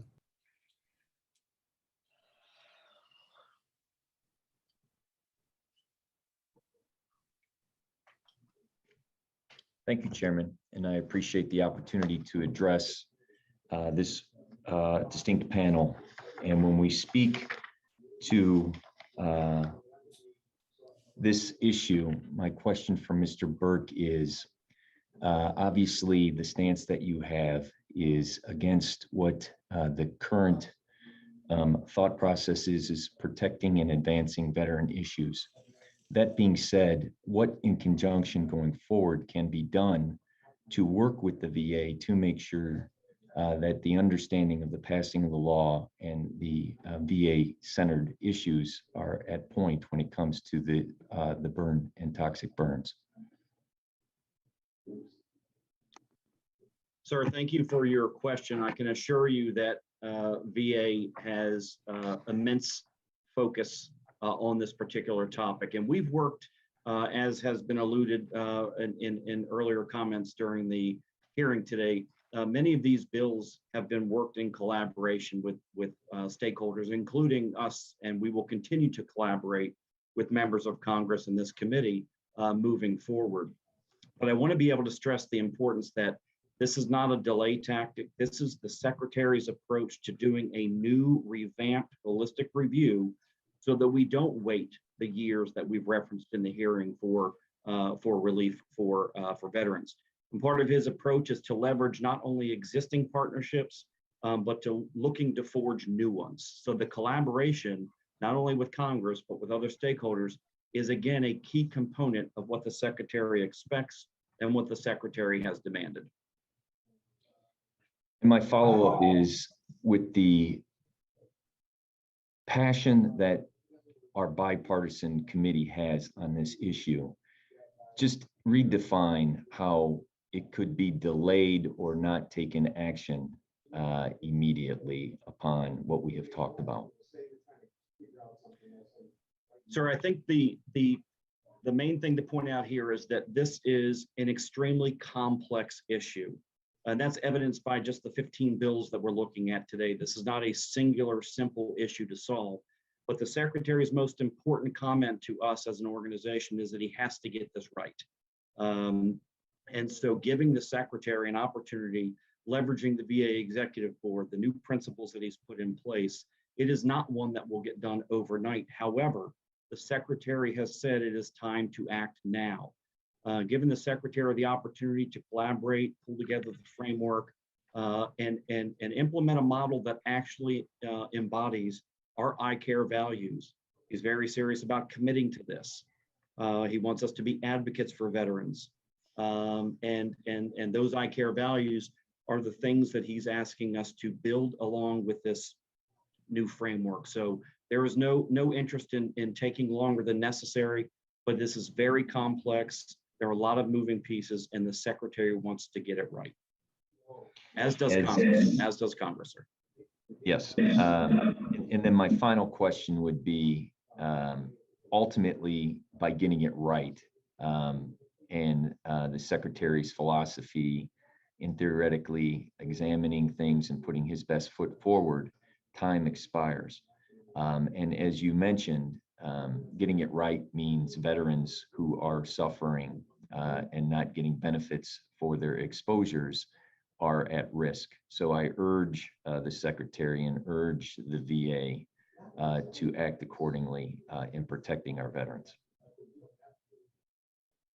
Yes, sir. And I yield back the remainder of my time. Thank you, Representative Mervan. I would now call on Representative Sablon for 5 minutes. Yeah, well, thank you very much, Mr. Chairman. Good morning, everyone. I want to welcome the witnesses and thank them for their testimonies today. Mr. Burke, Secretary Burke, much of the testimony today from the VA source thoughts on the difficulty of catching potential toxic exposure as early as possible. The individual longitudinal exposure record, ILER, is the DoD-VA joint effort to establish a record of service-related toxic exposure. ILER exists as a web-based application and is intended to improve efficiency, effectiveness, and quality of healthcare. The most recent information on the VA website indicates ILER was to be delivered as a pilot program in fall of 2019. So would you kindly explain to me what the current status of ILER is? please. Yes, sir. Thank you. For the status on ILER, I'm going to refer to Dr. Hastings from VHA, who's a member of this panel as well. So Dr. Hastings. Is that Yes, Dr. Hastings who was formerly in Hawaii? Yes, I was formerly in Hawaii and I miss it every day. But that was when I was in the Army, and now I am at the VA. I'm very happy to be serving here. But I am very pleased to tell you, sir, that ILER is in the field. It is being used. We can make copies for the veterans if they need a copy through the Joint Legacy Viewer at this time. I know that there is the desire to have veterans have direct access to it. There are some security issues that will need to be worked out. And that will have to be developed as part of the IT package, but it is available now clinically. We do have at least one person at each VA medical center that has an ILER account. Clinicians can also reach it without an account through the Joint Legacy Viewer. The portion for claims is available, and we are working on the research capability at this time, but very pleased to tell you that it is working, and the feedback we've gotten so far is that it is very appreciated and very helpful. Yeah, I hope it continues to be that way. But as a follow-up, could ILER be used as an existing data collection system to address the inequities, to ensure all veterans get connected to care early before illness progresses? It is one of those things that can help a clinician start the conversation with a veteran when they come in, because they can look at the places where they have been deployed. We do have excellent education for our clinicians that is available online as an e-learning. It actually is also available on a platform that civilian physicians can use. That will allow them to get, in fact, free continuing medical education credits. And it's very well done. So yes, ILER does let them see where the person has been, where the veteran has served, and also will give them information as to what exposures may have been there. And it can help start the conversation with their veteran. So yeah, like, I know the VA does many good things for our veterans, but there are also issues that occur. I hope this ILER continues to be a useful tool for both the providers and for our veterans. So, Chairman Takano, I yield my time back. Thank you. Thank you, everyone. Thank you, Mr. Sablon. We now have Representative Miller Meeks on camera, and Representative Miller Meeks, you're recognized for 5 minutes of questioning. Thank you, Chair Takano, Ranking Member Boston, all of our witnesses today. My question comes from a great deal of empathy for both our veterans as a 24-year military veteran in the healthcare sector, as a doctor and a former director of public health. So I know very well the difficulties and challenges of association versus causation. Dr. Kelsey, studies have shown the harmful effects of breathing in fumes from open air burning.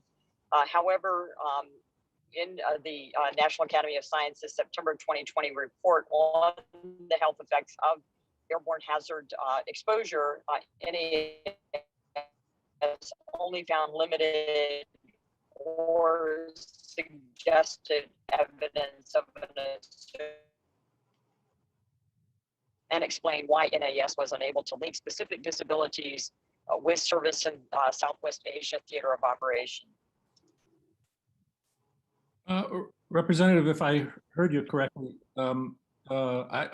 first, I wasn't a member of that committee, but I have served on numerous other committees where similar assessments were conducted. And I would say in that instance, the real issue is not all that different from what I said in the opening remarks, which is really around quantification of exposure.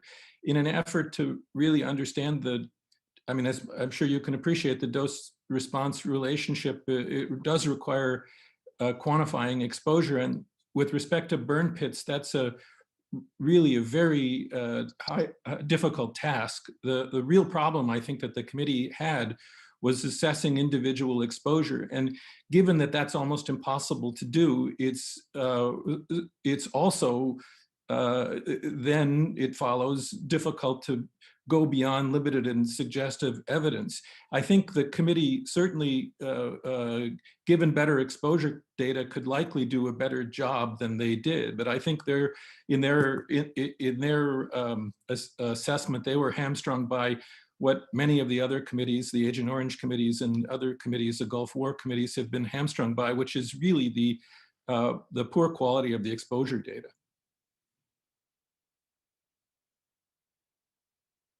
Ms. Miller still with us? I think Ms. Miller Meeks, Dr. Miller Meeks has, is she back with us now? There she is. Yeah.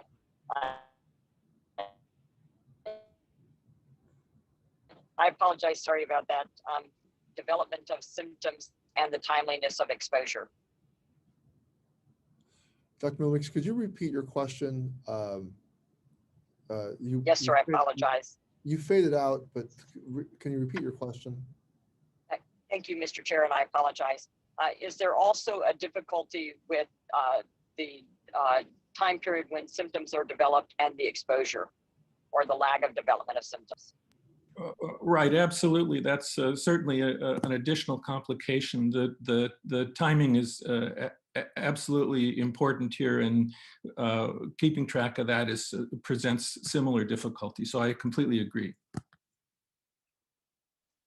And then if I have remaining time, Mr. Chair, if the VA and the scientific community implemented the recommendations in the September 2020 report, and I realized that you were had limited development, would the VA be in a better position, or we in Congress be in a better position to understand the health effects of burn pits and the airborne hazard exposure?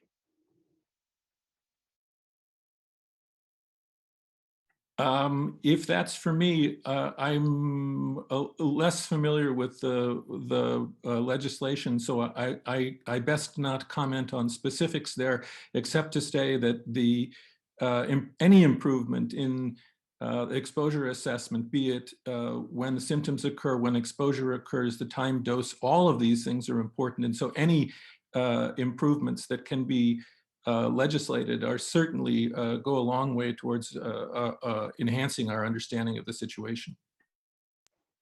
Thank you so much, Dr. Kelsey, and thank you, Chair Takano. I yield my time. Thank you, Dr. Miller Meeks. We also appreciate your medical expertise informing the community, the committee's work. The chairwoman of our DAMA subcommittee, Representative Luria, you're recognized for 5 minutes.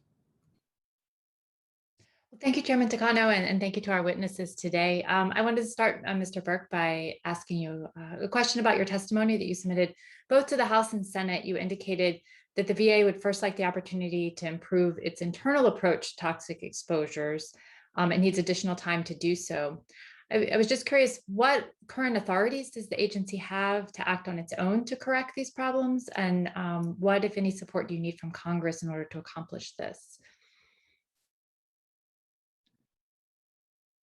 Yes, ma'am. Thank you for your question. In a couple of things, the Secretary, again, has made it very clear that he wants to do an end-to-end review, not just of what we're doing internally, but our partnerships. He wants to leverage not only the partners that we've had historically, but new partners, Congress, of course, being included. And for now, while the Secretary does his end-to-end review, again, I think what we have authority to do now, and we are doing, is to accept and process claims on a direct basis. And we are accepting those claims. So while the Secretary does his improvements or lays out the framework for his improvements, we are continuing to focus on encouraging veterans to file claims, adjudicating those claims on a direct basis, and we have been doing so. In the meantime, the Secretary is working feverishly to stand up the new framework. And I'm sure collaboration with Congress will be a key component of moving forward. Thank you. And you indicated needing 180 days to complete the review. How quickly after the review is completed can we anticipate seeing action to improve the presumptive process that we've been discussing today? That I don't know, ma'am, but I will assure you that the secretary has zero interest in delay. We were given the 180-day framework. I know that the secretary has committed to updating Congress in other forums and other topics, as this is one of his top priorities. I would imagine that would be the same. Well, thank you. And Mr. Burke, the Covenant Act, which is my legislation, as well as some of my colleagues' legislation that we also discussed today, included extending Priority Group 6 Veterans Health Administration access to its covered veterans dating back to 1990. At this time, is the VA confident in its ability to welcome an increased number of veterans if we were to expand access to that care? And if not, are there additional resources that would be required from Congress in order to expand care to that larger group of veterans? Ma'am, if it's fine with you, I'd like to take that one back, consult with VHA and come back with a response. Okay, well, thank you. And Ms. Murphy, I would love to switch gears a little bit and talk about compensation and pension exams, which we've had an opportunity to talk about in our subcommittee before.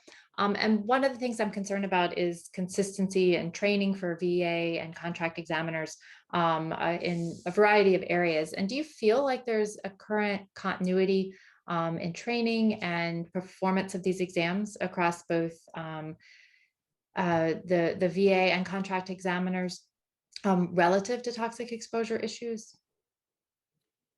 Chair Luria, I know that we have had good rigorous discussion about this under your leadership on the DEMA subcommittee. And yes, I'm assured that there is the same training that VHA is also used for our contract examiners, is continually refreshed.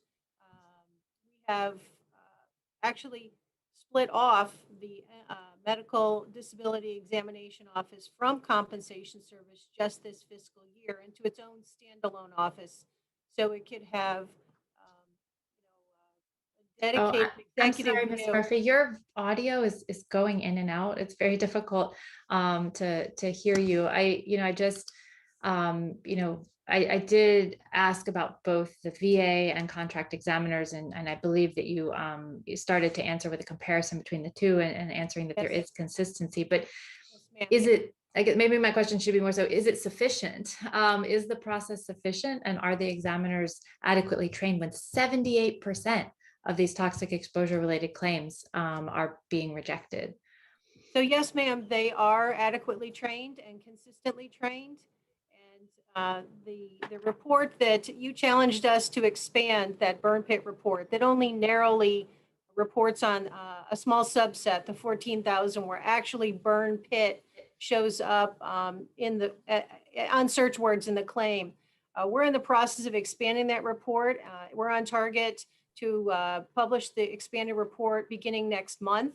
And that will show not just the 14,000 that very narrowly have burn pit exposure in their file, but the broader 2.5 million post 9/11 deployed folks, for example, 2/3 of whom have claimed,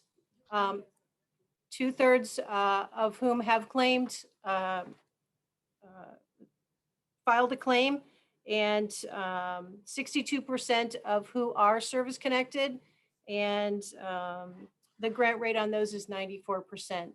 And I do apologize for my audio, ma'am. Oh, thank you. Well, we were able to hear you at the end, and Okay. I am very much anticipating seeing the results of this report and working with you to ensure that the most number of veterans possible receive healthcare for conditions related to their service. And so thank you for your work on behalf of the veterans, and look forward to continuing our work together for this issue. Thank you.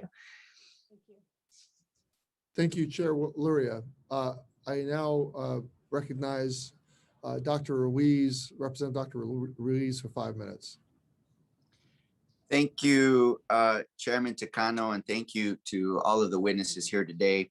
I want to take this down to the basics. My first question is to Mr. Burke. Mr. Burke, would you consistently burn trash, including plastics, human waste, possibly even jet fuel in your backyard or near your family? I would not, sir. Thank you. Dr. Kelsey, doctor to doctor, what potential illnesses could a healthy person develop if they consistently burn trash, as I mentioned, in their backyard? Dr. Ruiz, that's a complicated question, but there's a It's panel. not very complicated. You know the answer. People will get. What are the illnesses that can potentially be, they can develop from breathing in the smoke from burning trash in their backyard? Well, it depends on the exposure. Certainly respiratory illness is commonly encountered by inhalation of things that burn. It depends. Right. What else? What other? So respiratory illnesses, what else? Depending upon what you're burning, you can get systemic illness of all sorts. There's immunotoxic agents that you can inhale. There's you can have digestive ailments. How about carcinogens? Of course, absolutely. Okay, so then asthma, constrictive bronchiolitis, COPD, potential leukemias, pancreatic cancer, brain cancers, all these are potential health consequences of burning trash in your backyard. And with the exposures and dosage, of course, Dr. Kelsey, that you had mentioned. So burning household waste produces many toxic chemicals and is one of the largest known sources of dioxins in the nation. Dioxin is a carcinogen. A carcinogen causes cancer. Cancer causes deaths, right? It's a pretty straightforward association. In fact, according to the EPA, burning waste is a serious public health threat. The EPA banned it in the US in 1979. It is bad for people here. It is bad for our military personnel serving our countries overseas. We need to end the exposure to burn pits in our military, and we need to act now to care for our veterans who are coming back with delayed injuries in the form of asthma, constrictive bronchiolitis, COPD, and cancers. Too many have been told by the VA that their injuries are not service-related, even though there is enough suspicion, enough evidence to show a high enough association correlation of the illness due to exposure to toxic chemicals from burn pits. We cannot sit by and watch our veterans wait decades like they were forced to with Agent Orange, which is why I will not stop fighting. We should not stop fighting until our veterans get presumption of service connection for their exposure to toxic substances during their service. Look, you have mentioned, Dr. Kelsey, that producing causality of an agent to an illness is very tough standards. Of course, they're tough standards. The best ideal way of benchmark research is to put a person and expose them to the agent, right? And then you can control the amount of dose that they get. Well, that's illegal because it's unethical. And you said it yourself that it is almost impossible to determine. So let's not use that as the strict criteria. We need to expand our models of association and correlation to show a high enough suspicion of an agent that causes a severe enough consequence, which is death.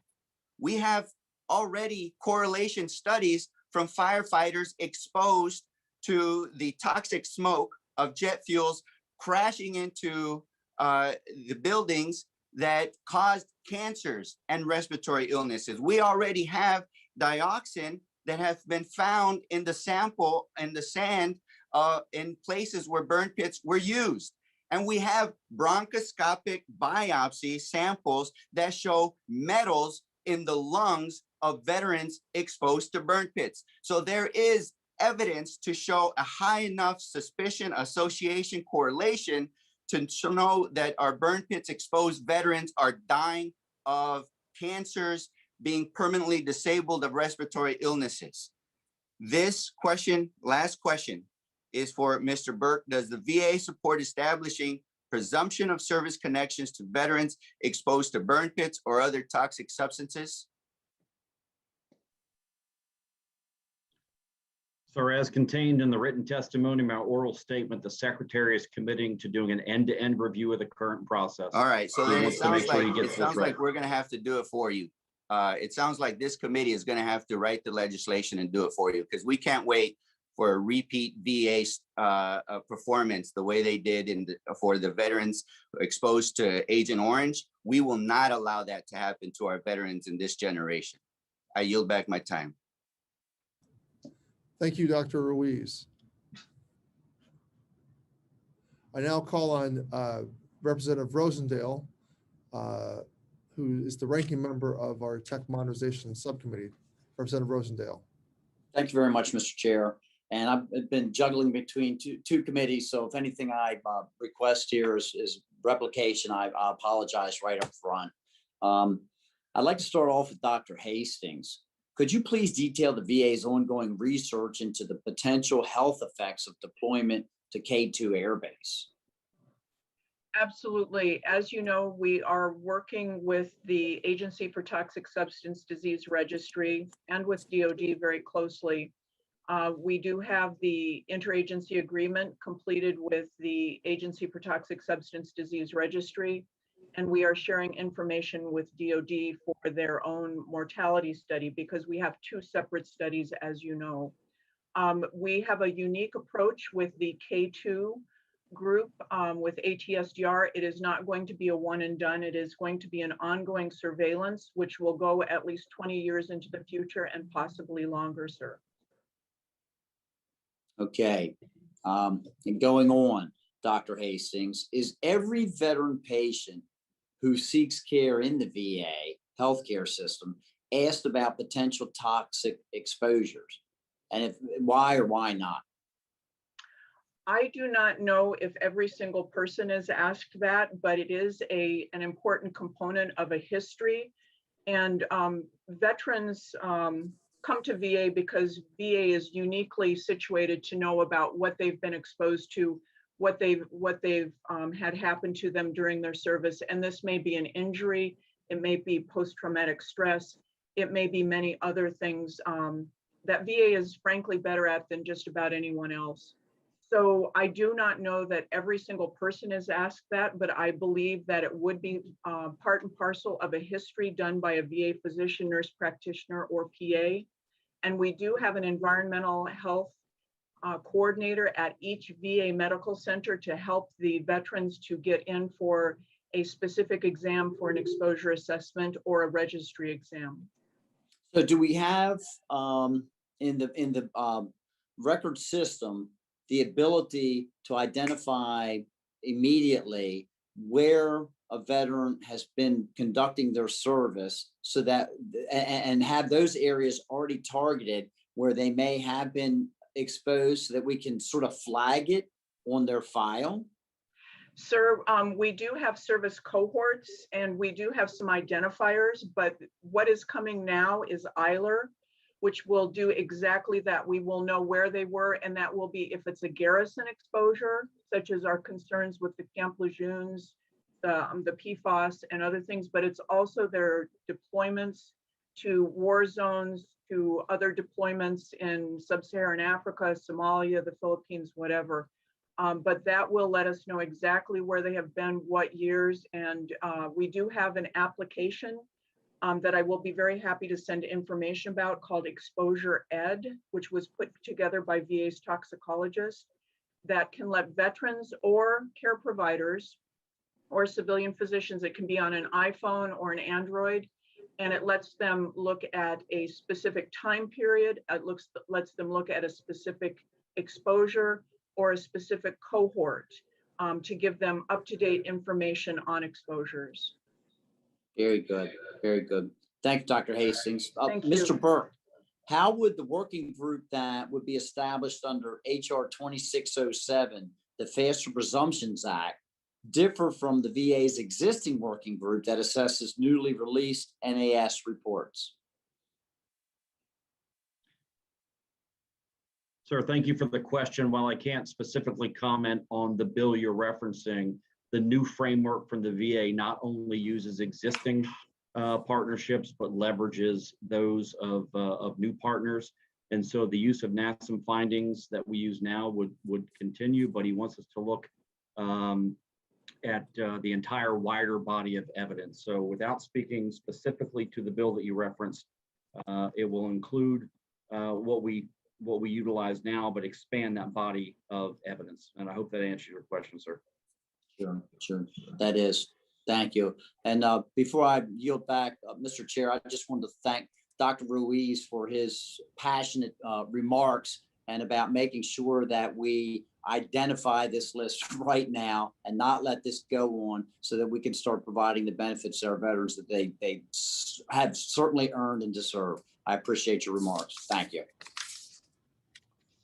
Thank you, Representative Rosendale. I now recognize the chair of our Health Subcommittee, Representative Brownlee, for 5 minutes. Thank you, Mr. Chair. Appreciate it. Secretary Burke, as you know, women make up close to 20% of the armed forces today, the largest growing cohort within the veteran community.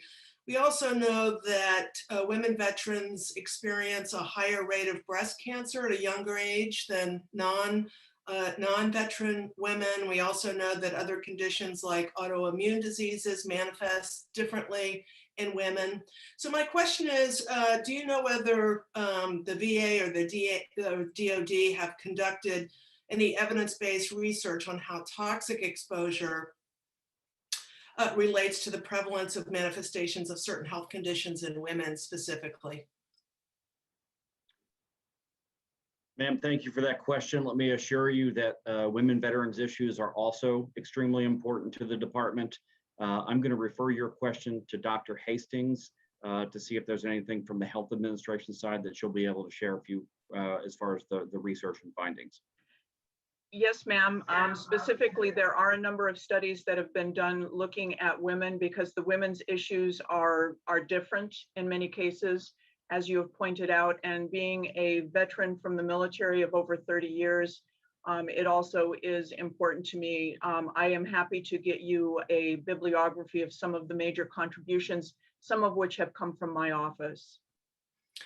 Thank you for that. And I just hope that we have enough of these kinds of studies to be equivalent, if you will, because women are going to experience similar diseases that men will experience from exposure, but also they'll have different manifestations. So I just am always fighting for that sort of parity, and particularly when it comes to research.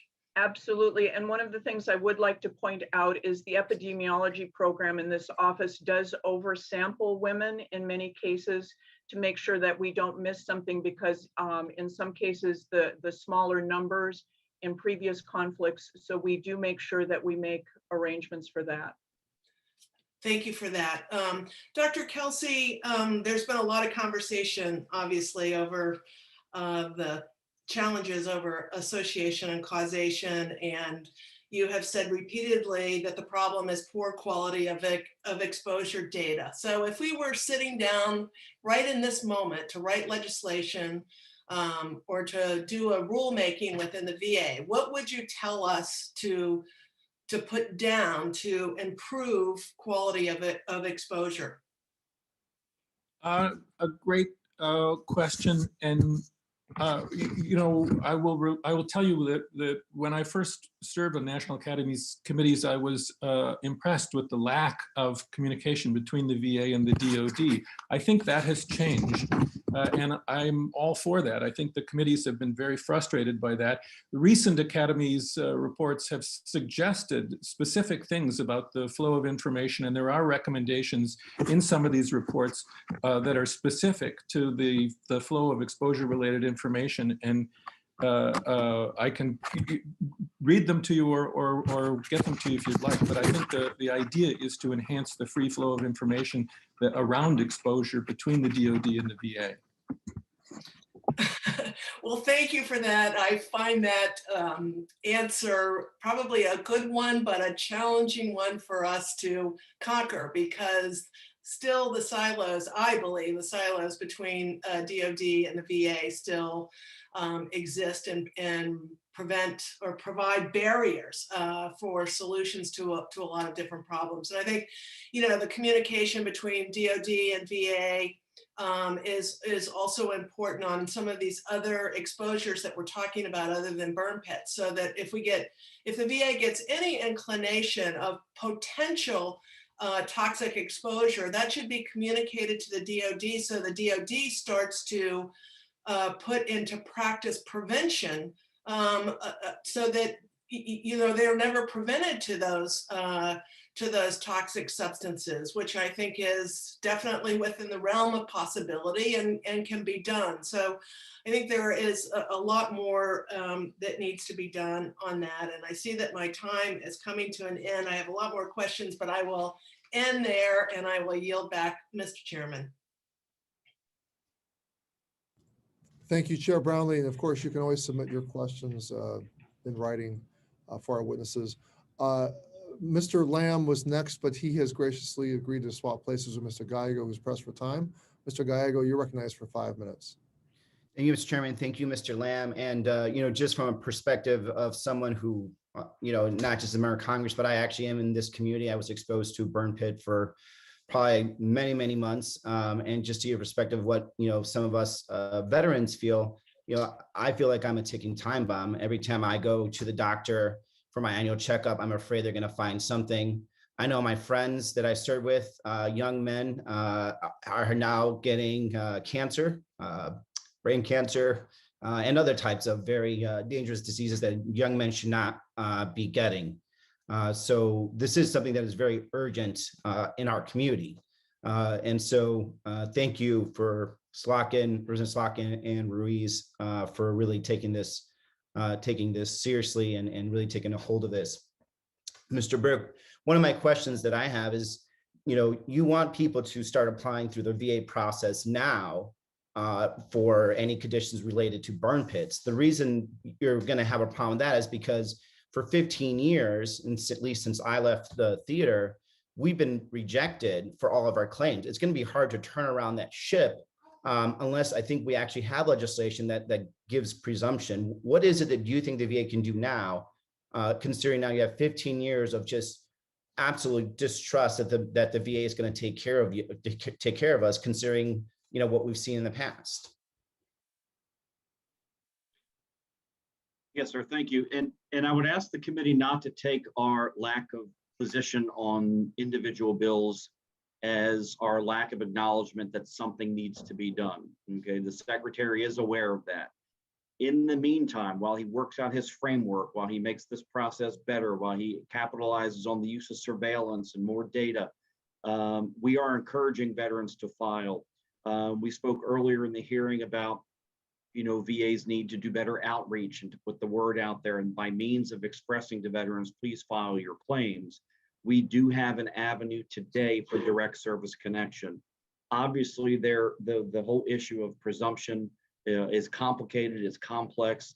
The secretary is putting a new framework together, but in the meantime, we are increasing our communication, we are collecting more data, but most importantly, sir, we are deciding, and benefits are going out to some veterans who file for conditions related to toxic exposure.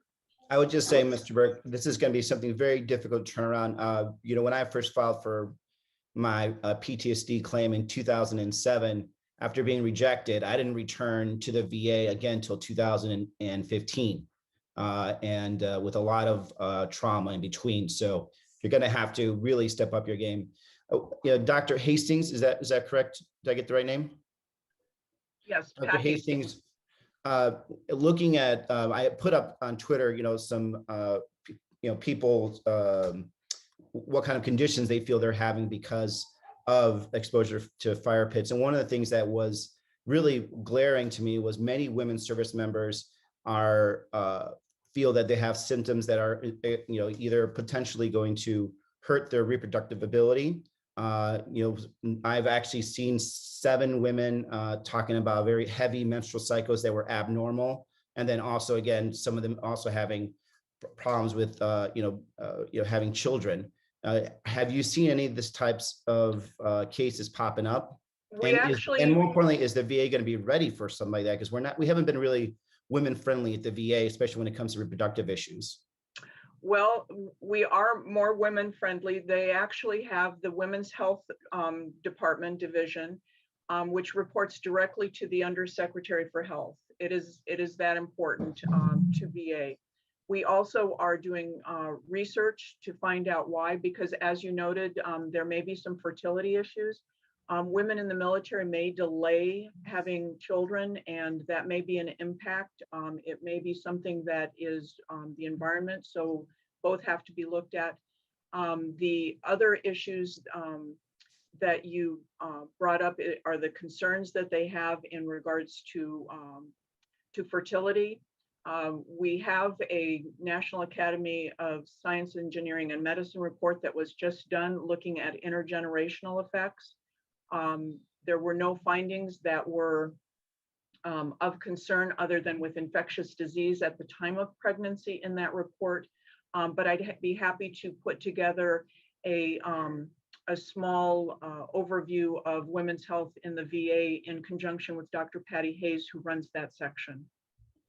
Thank you. And I'm out of time. I yield back my time. Thank you, Representative Gallego. And before I turn to calling on Ms. Capter, I do want to take note that the Armed Services Committee is hosting its Member Day.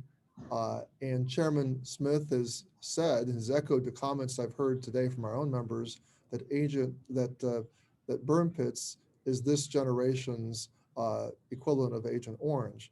I'm heartened by Chairman Smith's statement. I would take note that the Veterans Affairs Department and the Department of Defense are the largest departments in the federal government. Toxic exposures are a cost of war. Financial accountability cannot and financial accountability for this cost of war cannot fall solely on the Veterans Administration. There has to be shared accountability. And so with that, I will recognize Representative Capter for her 5 minutes of questioning. Thank you, Mr. Chairman, for holding this very, very important hearing, and Ranking Member Bose, thank you. I welcome the Undersecretary, Deputy Secretary, and all of your associates. I'm haunted because I've served for a long time with the passing of many veterans that I have come to know personally. I remember a veteran named Rotterdam, who was Navy, who came to see me very early on because of his nuclear exposure on an LST at Bikini Atoll. At that time, the VA was not really looking at atomic injuries, and I saw the agony that that family endured. Another veteran, a Marine, who with his buddies served at Camp Pendleton back in the 50s, were in communication with one another prior to his death, a gentleman from my own community, beautiful human being, and they died not knowing whether or not their illnesses were related to what they had ingested at Camp Pendleton. And then more recently, and I said this earlier in the hearing, meeting the General of the National Guard from New York, General Rosetta Smith, who had served part of her many tours next to burn pits in Iraq, and it's public. She has had cancers related to her service. And I keep saying to myself, why is science so lazy? Why can't we better pinpoint what is happening to these individuals? I know that the VA research budget is barely reaches $1 billion a year. I chair a committee called Energy and Water. Our research budget is geometrically more than that, as well as the DoD budget. I serve on defense appropriations as well. I am looking for ideas to promote on the research front. For example, our Argonne lab in Illinois has recently been doing a lot of photon imaging related to the human brain at such a microscopic level, I can't even describe it, but they're looking at the role of proteins and cellular exchange. For some of these conditions that are nuclear related or toxic exposure where there are given chemicals, honestly, I would just ask the VA to contact us, to work with us, to find ways to push your research, to partner in research with those that you have in place. Because you're right, I think it was Representative Brownlee said, so much of it is stovepiped. I completely agree with her. And just the electronic medical transfer between DOD and VA has been a hapless mess for 20 years, over 2 decades. So some of the things that need to happen haven't happened as quickly as we would hope, but just know that would love to work with Chairman Takano and the members of the committee to come up with some ideas to accelerate your research into these arenas at the same time as we try to help these veterans get the care that they need. So I just wanted to ask baseline, do you think that part of your problem is that science hasn't moved fast enough for you to understand the medical conditions that you are dealing with?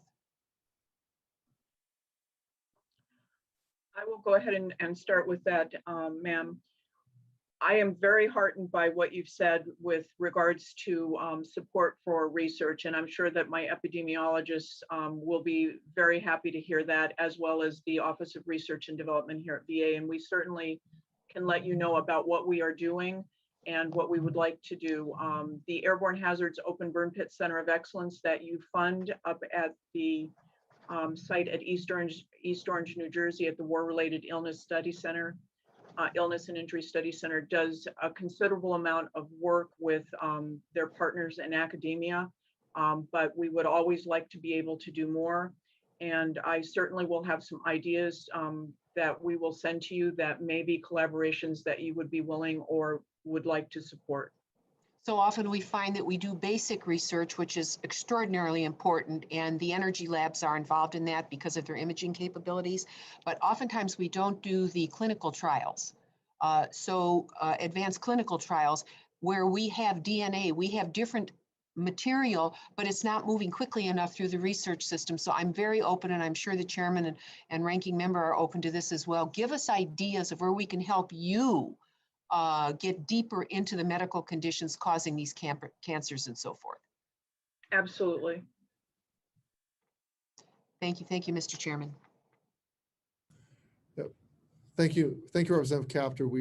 I just always appreciate the history and the respect for the institutional knowledge you have. Representative Lamb, thank you so much for your courtesy, and you're recognized for 5 minutes. Thank you, Mr. Chairman. Appreciate the witnesses hanging in there for us. I think this question is for Mr. Burke, but anybody can answer it.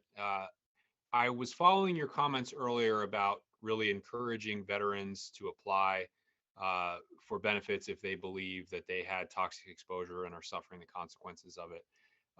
My question to you is this, in very simple layman's terms, what is different this year and what is different in this administration about what will happen to their claim if they do apply? Has there been some change made that gives them a better prospect of success in your knowledge, or do we have to wait until this review is over to be able to say that? Is there anything you can say now about the likelihoods of success for a veteran who would be on the front end of an application? Yes, sir. Thank you for the question. I'm going to ask my colleague from Compensation Service to speak to some of the recent guidance that we put out to the field on the concession of exposure. And I will tell you that is already what Ms. Murphy is going to speak about is already in place. It's already in practice. Claims are being adjudicated under this premise. And so I'll defer sorry to to interrupt, but the concession of exposure, that the exposure took place, is that new as of 2021? No, sir, that has been in our procedures manual for some time now. Okay, so yeah, but so my but question it's- is there anything that's new now about the way these claims are going to get adjudicated? I would say not anything drastically new. Something I did want to point out, though, is that in working with DoD, we have had greater emphasis on working with service members to start filing their claims before they get out of service. So that helps to close the gap on, wondering what happened, gathering the evidence. And just as of the last couple of months ago, for the first time, our benefits deliberate discharge claims can now be filed online through va.gov. And with this generation of service members, soon to be veterans, I think they like that online experience, that self-service 24/7, and that is now available to them. So just the advice I would give is file the claim, file it online, and make sure that during the examination, your discharge examination, that you get on record with anything that you may have experienced while you're in service. No, and I appreciate that. But as you can tell from many of our questions today, we all represent a lot of people for whom that is too late. I mean, they've been out of the military already for a while. So my understanding, and correct me if I'm wrong, is that this administration has not made any change to the actual merits of these claims or the guidance you're giving on the adjudication of them that would affect the likelihood of success, right? So if I'm a veteran, I'm just as likely to have succeeded by applying last year as by applying today. Is that right? Yes, sir, to date. But as Mr. Burke has identified, the secretary is taking a new approach. He's not been here 100 days, but he has put this to the forefront of importance across all of VA. And thank you for that. Last question for me is there a timeline on that process? You guys might have already said it and I missed it. I apologize. But whatever review is taking place, is there a timeline on that? Yes, sir. The secretary is doing a 180-day review. His goal is to brief out on the model, the framework of that model within 180 days. And that would include notification of the framework to VSOs, Congress, of course, and other stakeholders. Great. Thank you all for your service. I very much appreciate it, Mr. Chairman. I yield back. Thank you, sir. Thank you, Mr. Lamb. We are now, I understand the ranking member has indicated that he is pressed for time, and so I therefore will not extend questioning on this second panel, and we'll move straight into the third panel. And so I would like to introduce our third panel. I would like to excuse our second panelist, so the VA panelists, and thank you for your testimony. Thank you for being here today. And we will now virtually bring in our third panel, which are the representatives from the various advocacy groups appearing before us today. I'll just pause just for a few moments until we can swap out virtually the second panel for the third panel.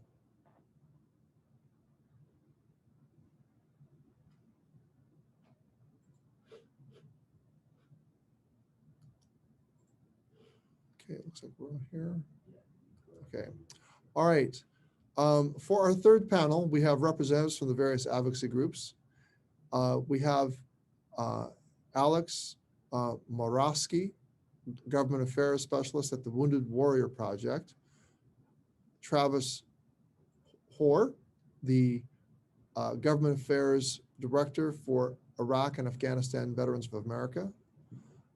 Shane Learman, Deputy National Legislative Director for Benefits for the Disabled American Veterans, and Christina Keenan, Associate Director for Disability Assistance and Memorial Affairs for the Veterans of Foreign Wars, and Navy combat veteran James L. Price.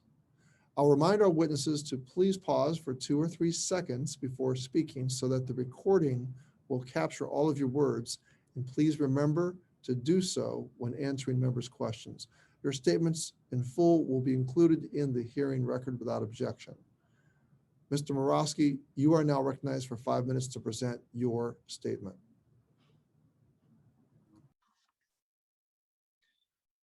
Thank you, Mr. Chairman. Good afternoon, Chairman Takano, Ranking Member Boss, and members of the committee. Thank you for inviting Wounded Warrior Project to testify at today's hearing to offer our views on pending legislation. The bills we're discussing today address the urgent issue of toxic exposure, a top priority for our organization and the warriors we represent, and one we feel Congress must take action on without delay. This year, September 11th will mark the 20th anniversary of the beginning of the global war on terrorism. Since then, as many as 3.5 million post 9/11 veterans served in areas where they were exposed to burn pits and other toxic substances. And now Many of them have developed rare and early onset diseases like cancers, respiratory conditions, and other serious illnesses. Due to the unique challenges associated with toxic exposure claims, most of these veterans have been unsuccessful in their attempt to have VA accept their illnesses as service-connected. Compounding these issues is the fact that after 2 decades of war, the science remains disappointingly inconclusive. While the national academies have yet to find an association between these conditions and exposure, they have made clear that this is due to insufficient data, and as a result, they recommend new epidemiologic studies, but these can take years, and that is time that many serious ill veterans just don't have. To bypass this scientific gridlock, Wounded Warrior Project supports H.R. 2372, the Warfighters Act, and H.R. 2368, the Covenant Act, which would establish presumption of service connection for any veteran who served in an area of known exposure and is now suffering from any one of over 20 different cancers, serious respiratory conditions, or certain other illnesses. And for them, disability compensation would be a lifeline, giving them a chance to support themselves and their families while continuing to battle their illnesses. And those whose conditions are terminal would be afforded a sense of peace, knowing that their families would have the support of DIC after they pass. Already, far too many of them have lost their health, their jobs, and even their lives. And with no end in sight, it is unreasonable to continue to ask them to wait for science that may never come, when we clearly have the opportunity and the ability to help them now. For this reason, we believe that the Warfighters Act and the Covenant Act must be included in any comprehensive toxic exposure solution this Congress. The second key bill I'd like to highlight is H.R. 2436, the Veterans Burn Pit Exposure Recognition Act, which, along with the Covenant Act, would concede exposure to burn pits and other toxic substances for veterans who served in areas where they're known to have been in use. All too often, veterans' claims are denied simply because they're unable to produce evidence of an exposure that was often never documented in the first place. Current law grants concession of exposure for Vietnam veterans, many of whom lack documentation of where and when they were exposed to Agent Orange, and current era veterans deserve concession of exposure for the same reason. We note that even if a list of presumptive disabilities was established for burn pit exposure, concession of exposure would still be necessary for any veteran claiming direct service connection for a condition that's not on the list. For this reason, we strongly support concession of exposure and see it as another critical piece of any comprehensive toxic exposure solution. Finally, I'd like to highlight H.R. 2127, the TEAM Act.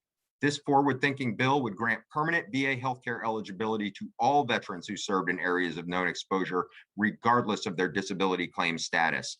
This would prevent veterans who were already ill from having to wait months while their claims are decided to access potentially life-saving care. And those who were exposed but may not be ill would have access to preventative care. Veterans of previous generations who were exposed have permanent access to care for these reasons. And we see this as absolutely critical for the current era and beyond as well. The TEAM Act would also establish a permanent independent commission and a scientific framework to trigger VA determinations on additional conditions for presumptive service connection. And unlike previous frameworks, this would not be limited to specific conflicts or exposures. And what's truly remarkable about the TEAM Act is that it would extend on a permanent basis 2 important components of any toxic exposure legislation: healthcare eligibility and a scientific framework to apply to all toxic exposures, regardless of era or location, foreign or domestic, now and in the future. This would finally ensure that the next generation of veterans who are exposed to toxic substances are not once again starting off from square one, like every generation before them. Furthermore, when taken together, we see each of these bills as complementary to one another, fitting together like pieces of a puzzle to fully address toxic exposure concerns, not only for the current generation of veterans, but for future generations as well. And accordingly, we ask this committee and Congress to pass this important legislation without delay, and we strongly believe that the time to act is now. Chairman Takano, Ranking Member Boss, thank you once again for offering Wounded Warrior Project the opportunity to testify today. This concludes my statement, and I look forward to any questions you may have. Thank you, Mr. Morosky. Mr. Hoare, you are now recognized for 5 minutes to present your statement. Chairman Takano, Ranking Member Bost, and distinguished members of the committee, on behalf of IAVA and our more than 425,000 members, I would like to thank you for the opportunity to submit our testimony for today's hearing on one of our top priorities for the 117th Congress, addressing injuries from burn pits and other toxic exposures. Year after year, the concern grows surrounding the health impacts of burn pits and toxic exposures in recent conflicts. According to our most recent member survey, 86% of our members were exposed to burn pits during their deployments, and 88% of those exposed believe they already have or may have symptoms. For many that feel they are suffering from their exposure to burn pits or other toxic exposures, assessing quality care can be a challenge. According to the VA, over 70% of disability claims for toxic exposures are still being denied. Like many of our members, I was exposed to a burn pit on a daily basis during my deployment to Afghanistan. The burn pit was an all too common feature in our small patrol base, and I had the responsibility of keeping the burn pit burning. At the end of almost every day, I would take roughly half a gallon of jet fuel and spread it around the burn pit. I would then take a piece of cardboard, also covered in jet fuel, light it on fire, and throw it in to light the burn pit. It was the only way we were able to dispose of our trash, which included plastics from water bottles, MREs, food waste, human waste, animal carcasses, batteries, and spent ammunition, and more. All of it was put together in a 6-foot deep pit and set on fire with jet fuel. It was an all too normal and mundane part of mine and so many other deployments. We were never warned of any health effects or to try to keep our distance, as difficult as that would have been. Like many of the things during our deployment, it was just something to accept and move on. 10 years later, I feel extremely fortunate not to have any noticeable health effects due to this exposure. However, I am no longer naive to believe that this will always be the case. IAVA thanks the committee for holding this important hearing and considering a large number of bills that will address not only veterans that have been exposed to burn pits, but also Vietnam era veterans and veterans from other eras that were exposed to dangerous radiation. There are other hazards beyond burn pits that occurred that may pose a danger for respiratory illnesses and cancers. It is past time that comprehensive action is taken to address the growing concern that our exposures have had severe impacts on veterans' long-term health. IVA is extremely supportive of the Warfighters Act, the TEAM Act, and the Veterans Burn Pit Exposure Recognition Act. We believe that these bills are crucial for veterans that have been exposed to burn pits and other toxic exposures. The Warfighters Act is an incredibly important landmark legislation which would create a presumption of service connection for illnesses of veterans that have deployed since 1990. This legislation is needed for those veterans that are sick and dying and unable to prove that their health problems are service-related. This would ensure that we do not repeat past mistakes when it comes to veterans that have toxic exposures.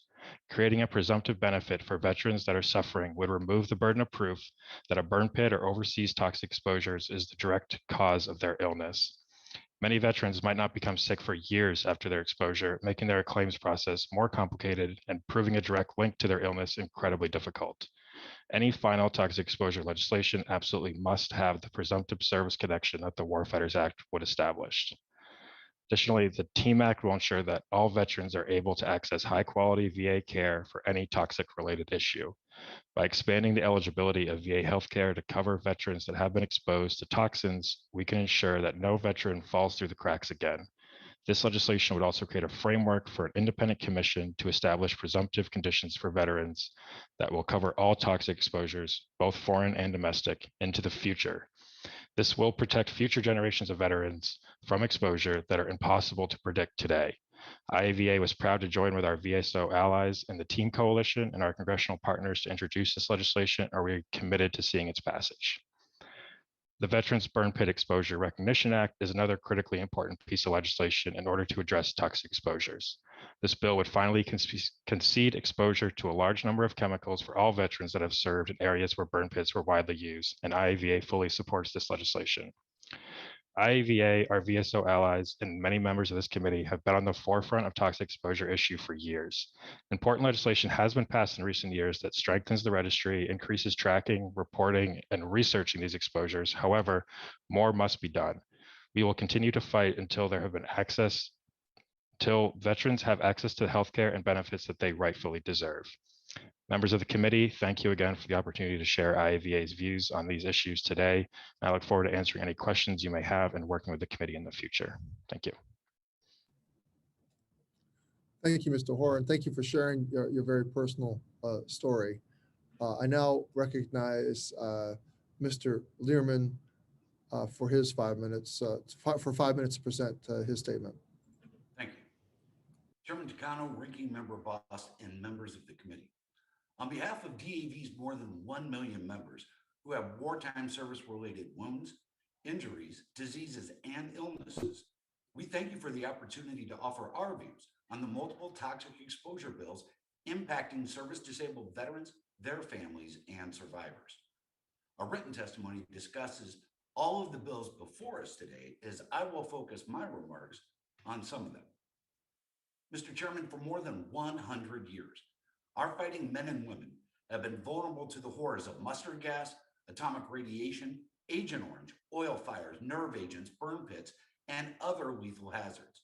Too often, our nation has been slow to provide these men and women with the needed health care and benefits they have earned. Right now, there is more legislation addressing toxic exposures than ever before. The men and women who put themselves in harm's way have been suffering for decades and have been waiting far too long for access to VA health care and benefits. Many Vietnam veterans are still waiting for recognition of their Agent Orange exposure and the many diseases related thereto. We thank this committee for their efforts in adding 3 new Agent Orange presumptive diseases, and we must not relent in adding other diseases that have significant positive scientific association. Therefore, DAV supports the Fair Care for Vietnam Veterans Act to add hypertension and monoclonal gammopathy of unspecified significance as Agent Orange diseases. We must continue to acknowledge those exposed to Agent Orange in other countries outside of Vietnam, such as Thailand, Cambodia, and Laos. Thus, DAV supports the Veterans Agent Orange Exposure Equity Act. The Agent Orange Act of 1991 had many provisions expire in October of 2015, which ended the Secretary's requirement to swiftly review and add presumptive diseases. We support the Keeping Our Promises Act, as it will reauthorize those provisions until 2030. There are many other exposures that VA still has not conceded or granted eligibility for health care and benefits. That is why DAV supports the K2 Veterans Care Act, the Mark Takai Atomic Veterans Healthcare Parity Act, the Palomas Veterans Act, and the proposed drafts for the Fort McClellan Health Registry Act and the PFAS Registry Act. Mr. Chairman, we have a historic opportunity to address toxic exposures now and in the years ahead by removing barriers for direct service connection, providing health care, establishing presumptive diseases, and creating a future framework. Assembled together, several of these bills before us today can address the toxic exposures puzzle, such as the Veterans Burn Pits Exposure Recognition Act, which would concede exposure to over 40 VA-acknowledged chemicals for all veterans who served in countries where burn pits are known to have been widely used. It would remove barriers for direct service connection and require VA exams with medical opinions if VA does not have enough evidence to grant the claim. The Covenant Act would establish presumptive service connection for 13 different diseases due to burn pit exposure, concede exposure, and establish VA healthcare eligibility. Further, it would also require specific training and education curriculum for all medical providers conducting exams and providing medical opinions. The TEAM Act would provide permanent healthcare enrollment eligibility for all veterans who were exposed to toxins. It would also create a framework with an independent commission charged with recommending additional presumptive conditions. The Presumptive Benefits for Warfighters Exposed to Burn Pits and Other Toxins Act would extend presumptive service connection for serious respiratory conditions and cancers that may be linked to exposure to burn pits and other chemicals. Mr. Chairman, for the millions of veterans suffering from exposure to radiation, Agent Orange, burn pits, and other toxic hazards, we must not miss this opportunity. It is unreasonable to ask critically ill veterans to continue to wait. Toxic exposure legislation is not premature, nor has any of it been rushed. Actually, it is long past due. The time to act is now. This concludes my testimony, and I look forward to any questions you and the committee may have. Thank you, Mr. Learman. Ms. Keenan, you are now recognized for 5 minutes to deliver your statement. Chairman Takano, Ranking Member Bost, and members of the committee, On behalf of the men and women of the Veterans of Foreign Wars of the United States and its auxiliary, thank you for the opportunity to provide our remarks on legislation pending before this committee. Let me begin by saying that I'm an Army veteran of the post 9/11 era. My mother was an Air Force veteran of the Vietnam era. She passed away exactly 12 weeks ago today from interstitial lung disease, one of the conditions listed in a couple of the bills mentioned today. We'll never know if this rare disease was linked to her time in service because she passed away 10 days after receiving her diagnosis. Many veterans of her generation didn't know or trust VA to treat their health conditions resulting from their service, unlike veterans today who are filing claims and attempting to access VA healthcare only to be denied or turned away. Toxic exposures have touched every generation of veterans and has become synonymous with service. The VFW urges Congress to work in a bipartisan and bicameral manner and pass legislation to address the urgent needs of veterans suffering from conditions due to military toxic exposures. Now is the time to develop a comprehensive and permanent solution. Veterans struggling in getting toxic exposure claims at VA veterans struggle in getting toxic exposure claims approved at VA due to the burden of proof, which falls too heavily on them when asked to provide evidence for benefits and care. The fact that VA denies 78% of disability claims related to burn pits shows the difficulty veterans face when attempting to access these services. The VFW believes it's essential to pass legislation which includes presumptive conditions, concession of exposure, health care for anyone exposed, a framework for future exposures, and training for exposure claims. This would ensure that veterans from all operations, foreign and domestic, now and in the future, have an efficient and transparent path to the care and benefits they need. What we're asking for isn't new. It took decades to achieve these very same benefits for veterans of the Vietnam era. We want the same for veterans of all generations, without making them wait for years and without having to reinvent the process again and again. The Presumptive Benefits for Warfighters Exposed to Burn Pits and Other Toxins Act would extend presumptive service connection for more than 20 serious respiratory conditions and cancers that may be linked to exposure to burn pits and other chemicals. This would provide immediate care for exposed veterans. The Veterans Burn Pit Exposure Recognition Act would concede exposure to dozens of chemicals for veterans who served in areas where burn pits are known to have been widely used. The TEAM Act would provide permanent healthcare enrollment eligibility for all veterans who were exposed, regardless of their disability claim status. It would also create a framework with an independent commission charged with establishing additional presumptive conditions that stem from toxic exposures.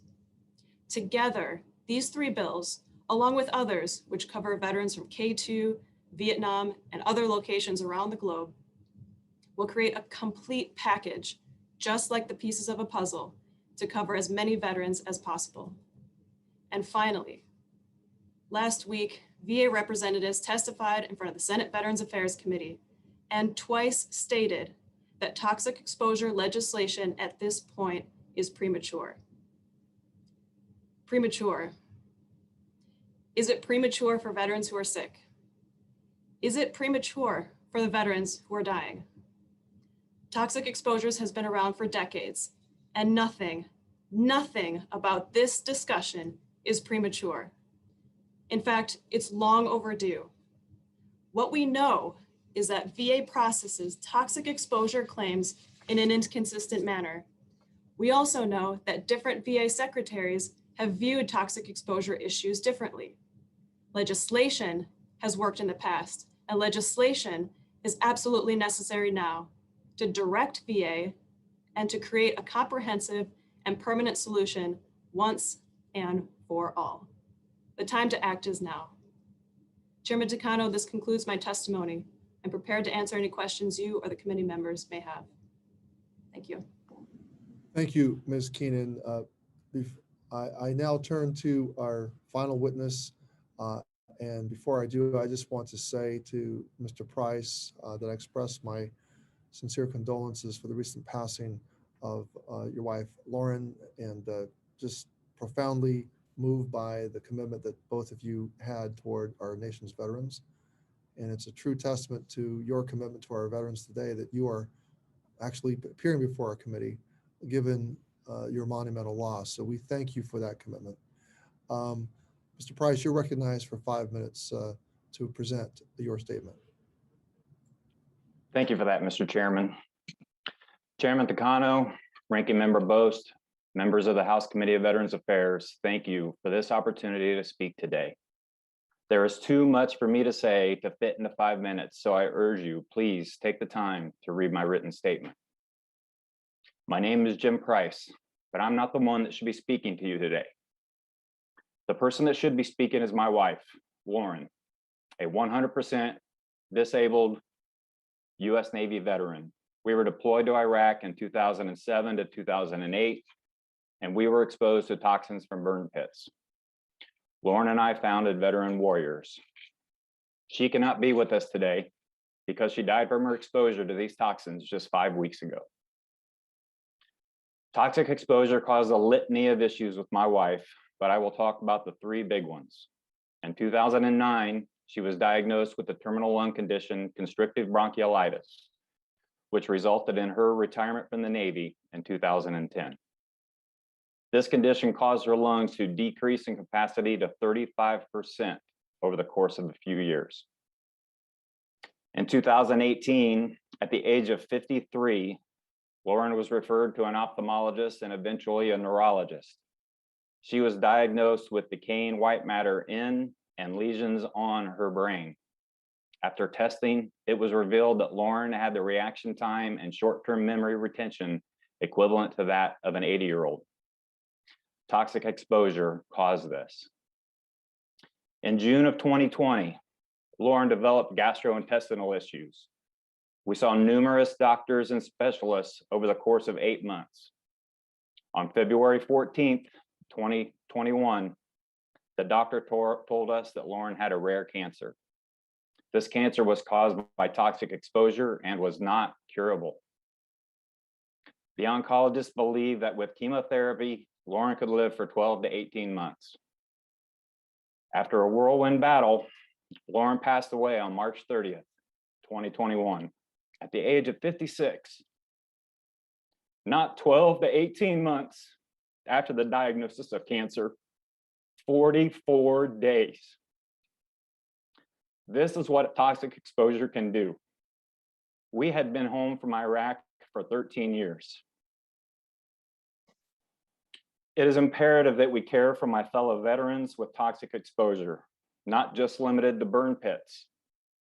We should be concerned about chemical, biological, radiation, and environmental exposures, not just limited to Iraq, as are many other countries, including Syria, and even some locations within the United States.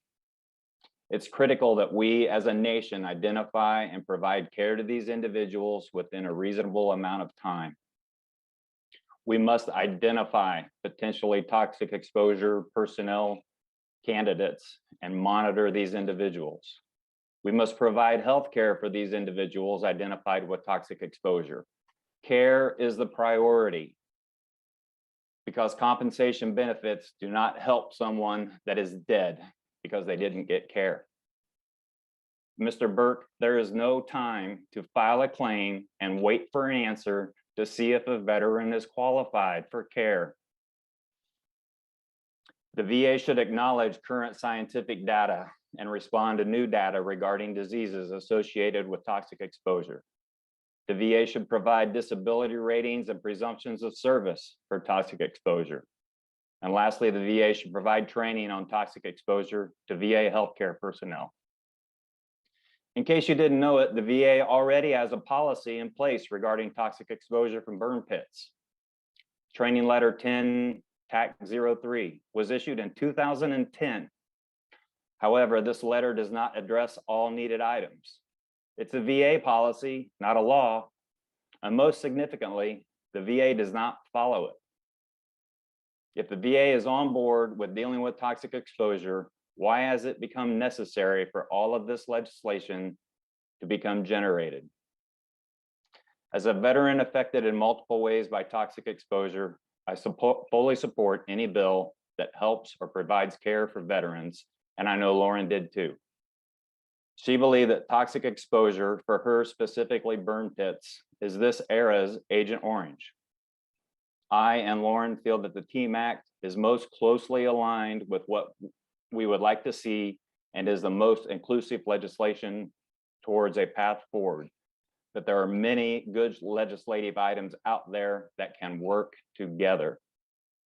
Lauren paid the ultimate sacrifice and made enormous efforts until her death to ensure that this would not happen to others. While in Iraq, I was almost always within 500 yards of Lauren, breathing the same air and traveling the same routes. Every day I wonder, is today the day that toxic exposure catches up with me? Thank you for your time. And again, please take the time to read the full written statement. Thank you, Mr. Price, for your testimony, and be assured that though Lauren has departed, your appearance today has given us her voice at today's hearing, and your devotion to her is more than is very apparent, and you have been the purveyor of her voice, and it continues to live here at this hearing. And Ms. Keenan, I want to also acknowledge the passing of your mother and the devotion, the loving devotion that you express for her just a few days before Mother's Day, and through your appearance and your representation of her story to today's committee. And these are indeed poignant personal stories that in my belief that we are building the momentum in Congress to do something and to act and to address the exposure, the toxic exposures, to address the great issue of our veterans being exposed to toxic exposures. And I see on a bipartisan basis your stories having tremendous impact. So thank you very much for your courage and your willingness to step forward and to be so personal in your testimony. So thank you.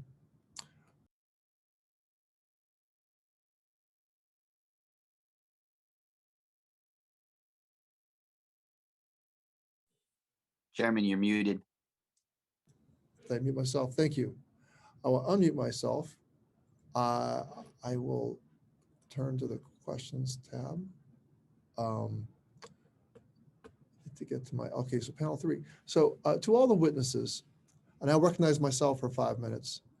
What is clear to me is that we need to take action on this, on toxic exposures, and Congress stands ready to act as evidenced by the 15 bills on this agenda. But is this enough? Based on your experience working directly in the claims process, do the bills today go far enough?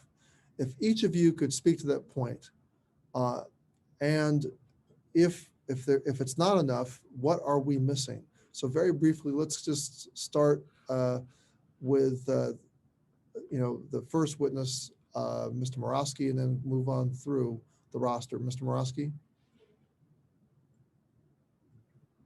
Thank you, Mr. Chairman. That's an excellent question. And, say that Wounded Warrior Project, our service officers process tens of thousands of claims a year. And so certainly, the toxic exposure claims have unique challenges. The disability compensation system works pretty well for most other, especially physical injuries, but there are unique challenges associated with toxic exposures. Number one, veterans just don't have proof of their exposure. VA, we appreciate the fact that VA is saying that they do concede exposure. We're seeing that VA often does not concede exposure for Southwest Asia in all cases. And so since there's no in-service event, then VA won't speculate on a nexus and the claim is rejected. And so the bills that would offer concession of exposure would solve that problem. Number two, compensation and pension examiners just aren't willing to sort of opine on a positive nexus that, sleeping next to a burn pit where tires were burned with jet fuel for 2 years is as likely as not linked to a veteran's current diagnosis of a rare brain cancer and so forth. They're willing to, whereas they're willing to say things like, well, I see you have 50 parachute jumps, and we're willing to opine that, your bad knees are because of that. When it comes to toxic exposures, they're often not willing to make the same leap. I think that, partly the training in the Covenant Act and some others could help with that, but really that's a cultural VA issue that really has to be dealt with, I think, on a very long-term and will require a lot of oversight to get sort of the mindset to shift in that case. And then also the third thing that we see is that toxic exposure claims are sometimes rejected just on the basis that they say, well, the condition that you're claiming is not presumptive, therefore it's rejected, when in fact VA should be adjudicating those claims on a direct basis. But instead, they're just sort of bouncing it off a list of presumptions and then rejecting them on that basis. And then we have to go to the board to get that overturned. And that's time that the veterans don't have. So those are three of the big challenges that we're seeing, sir. Okay. All right. Well, I would want to quickly move on to Mr. Learman. My time is running short. If you could quickly sort of address what's missing, if there's anything missing, Mr. Learman. Thank you, Chairman. I think when you take a look at all of these together, it's hard to find something missing because each one of these bills does something that will help further this for years to come, because there are certain exposures we aren't aware of yet. So I think what we've assembled, pieces of a lot of these, can go a long way to solve the puzzle that we're faced with. In reference to the concession of exposure, as VA was talking about, they conceded. One thing I just really wanted to point out, they don't tell the veteran what they were actually exposed to. While they have a list of over 40 chemicals, they never tell the veteran that. They never give them a list. There were a lot of things the bills today can fix, and hopefully in the future solve some of these, so we're not coming back every few years to try to readdress them. All right. Well, thank you. Mr. Hoare, I skipped over you. Can you quickly weigh in here? Thank you, Mr. Chairman. I agree with my VSO colleagues that there's a lot of good in here. I think the challenges of is it enough is that we might not know until years down the line, much like the Vietnam era veterans are still coming back and we're still adding presumptives to that list. That's why IAVA is extremely supportive of creating a framework into the future. So as Mr. Learman said, we don't need to veterans don't need to keep coming back to get congressional approval, but we will have a working framework for future exposures that it's impossible to predict today. Thank you. Ms. Keenan? Thank you, Chairman. Just to reiterate, the legislation proposed today is absolutely necessary. If several of the bills are combined, we think that it will have a greater impact on as many veterans as possible who need benefits today and in the future. Well, thank you. And quickly, Mr. Price. I agree completely. Probably the biggest thing is that it's written into VA doctrine that when an item is on the fence and there is doubt, it should fall in the veteran's favor. And that's not being done. Thank you for that. Ranking Member Boss, you're recognized for 5 minutes. Thank you, Mr. Chairman, and I want to associate myself with your remarks, both to Mr. Price for the loss of his wife and also to Ms. Gren for the loss of her mother. But Mr. Price, I know that Lauren was very involved in the TEAM Coalition and in the drafting of the TEAM Act. So if you could kind of expand why you support the bill and what do you think your late wife would say about the TEAM Act and the importance of seeing it signed into law if she were here today. Thank you, Ranking Member Bose. Probably the biggest item that aligns most with what Lauren and I thought was that based on a preset of conditions, which is basically a award medal based on where an individual is deployed over a given time frame, that care is automatically granted immediately. And I said it during my testimony that healthcare is a priority. Benefits are great and they will help later on down the road, but benefits in the form of compensation means nothing to somebody that is dead because they didn't get care. That is probably the biggest item from that bill that we like. The additional parts where VA works with science organizations to bring in that data, acknowledge the existing data, and use it to additionally groom the requirements and criteria of presumptives. And a kind of overstated or overmissed item at times is the fact that VA personnel, medical, and when necessary, rating personnel need to be trained on toxic exposure so that these items can be identified. Thank you. Mr. Morosky, in your response to the questions about the TEAM Act and other bills during the second panel, VA did not give the same impression of urgency to enact legislation for toxic exposure veterans that my colleagues and I share.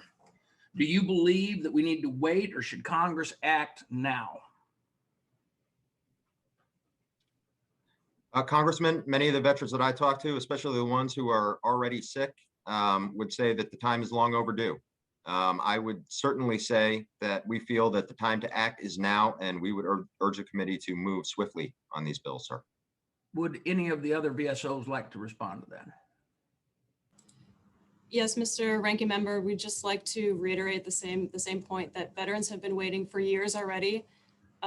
So we need to take care of veterans who are suffering now, but also put a system into place, a framework into place that will help veterans who are exposed in the future. Veterans like myself who have no conditions today, but what will happen in 5, 10, 20 years from now. Thank you. And yes, Ranking Member, we agree, something needs to be done. Do we want to collaborate with VA? Absolutely. Should we wait for VA before Congress takes action for everybody who's suffering? No, time to act is now. I would like to just reiterate all of this, that, you know, there are veterans sick and dying. There are veterans that have already passed because of their exposures, because of these wars. The war in Afghanistan is turning 20 this year. The time is now. Yeah, and I've got other questions, but I want to just make a statement here if I can. And it is my hope that the VA comes back to us as quickly as possible to respond to each one of these bills, to try to give input where they want to give input, because folks, it is time that we dealt with this issue. The can has been kicked down the road long enough. And I think that the VA's response, and that's what I said to the other panel, is that they seem to misunderstand their mission. Their mission, yes, is to help the veterans, but their mission is also to follow the bills and follow the law that we put in place. And it is, we're going to do something, whether they want to come in and give input or not. And we've got to do it, and we need to do it now. And so as we move forward, I think that the realization that they need is that we can't keep going down this path. Veterans have to have the response necessary, and they need it as quickly as possible. And I thank the chairman and other members here for recognizing how important this issue is. And with that, I yield back, Mr. Chairman. Thank you, Ranking Member Bost. I call on Chair Luria for 5 minutes. Well, thank you, Chairman Takano, and thank you to our witnesses who represent the VSOs and for all the work that you do on behalf of our veterans, and Mr. Price. Thank you for sharing the story about Lauren and her service and her struggle, and how this toxic exposure impacted her health. It is incredibly moving and touching, and I think that stories like hers motivate us, all of us, and make us understand how important this work that we're doing today is for veterans like yourself and like Lauren. So I have a question. I really want to allow each witness on this panel to chime in and provide some feedback on this. But with a denial rate of 78% today for claims involving toxic exposure, it's clear to me that something in this benefits process is amiss. And just from each of your organizations, from the veterans you work with, could you each share what you think the biggest obstacle today is for claimants who are trying to file a claim related to toxic exposure? And maybe Christina, you could start. Thank you, Chair Luria. The issues facing veterans when it comes to their claims in healthcare are several. They're having problems establishing that nexus between their condition and their exposure. They're having problems proving their exposure. They're having problems accessing the healthcare that they need right away. And they're experiencing VA professionals that aren't aware of what their exposures could be. So they're experiencing a variety of problems, and we think that legislation is the proper fix for these issues. Thank you. Mr. Learman, Shane, I would love to hear your perspective and DAV's members. Thank you, Chair Luria. We believe that one of the biggest problems that they're faced with the burn pit denial rate being so high is really twofold. One, veterans aren't being told what they're exposed to. VA says they're conceding exposure to these chemicals. They're not providing that list to a veteran. So now how can a veteran actually take that to a different physician to get a medical opinion or a nexus? That's very difficult to do. The other problem with that is if they're coming to the table with a condition and that exposure being conceded, if VA determines, a VA rating specialist determines they don't need an exam, they don't get one. One of the largest reasons these claims are being denied is because of that medical nexus. There are two bills before us today that could actually fix that problem. Something needs to be done, otherwise this denial rate will continue. Well, thank you. And in the time remaining, Travis Hoare or Alexander Marowski, do you have additional things to add that you're hearing from your members and from the veterans that you work with? I would just like to add that I think it's been touched on, but proving exposure can be incredibly difficult. As we all know, the DoD records were not exactly perfect. For my own example, I was in a patrol base with 10 Marines. We were almost outnumbered to A&A to Marines. There wasn't any sort of data collection there that we were doing a burn pit. It was just our company orders that we had to do. So proving that exposure can be incredibly difficult. And the time that passes that some of these diseases can take to manifest themselves can also add to that complication. Thank you. Mr. Marowski? Yes, Congresswoman. I want to reiterate, like everyone else, the concession of exposure issue, and then also kind of reiterate what I was saying before about just an unwillingness specifically on toxic exposure for CMP examiners to make the nexus when a reasonable person would say, look at, the amount of exposure that this person experienced and the rarity of the, let's say the cancer that they're experiencing now, to say that it's as likely as not. We've seen these rejected over and over again, at the regular VA level. One of the things that we've done is solicited opinions from the Risk Center, which is the War-Related Illness and Injury Center, which is VA's arm that specializes in toxic exposures. And many, many times when we elevate them, the risk doctors will come back and say, well, of course, it's as likely as not that this pancreatic cancer was caused by this prolonged burn pit exposure. But at the lower levels of VA, at the regional office level, it is just not happening. They're rejected over and over. Well, thank you. And in a little bit of time remaining, Mr. Price, did you have anything additional to share from your experience or Lauren's? I just wanted to use a quick analogy for, you're talking about the percentage of people that have been denied, and it's essentially due to the knowledge of VA personnel. But for the people that are approved, getting care for an issue is still a problem. Lauren waited 15 months to see the pulmonary specialist at the local VA hospital. And when we went in to go see the pulmonologist, his statement to her was, until your acid reflux is under control and your PTS is cured, we're not going to do anything for the treatment of your constrictive bronchiolitis. And it's a knowledge level of VA personnel.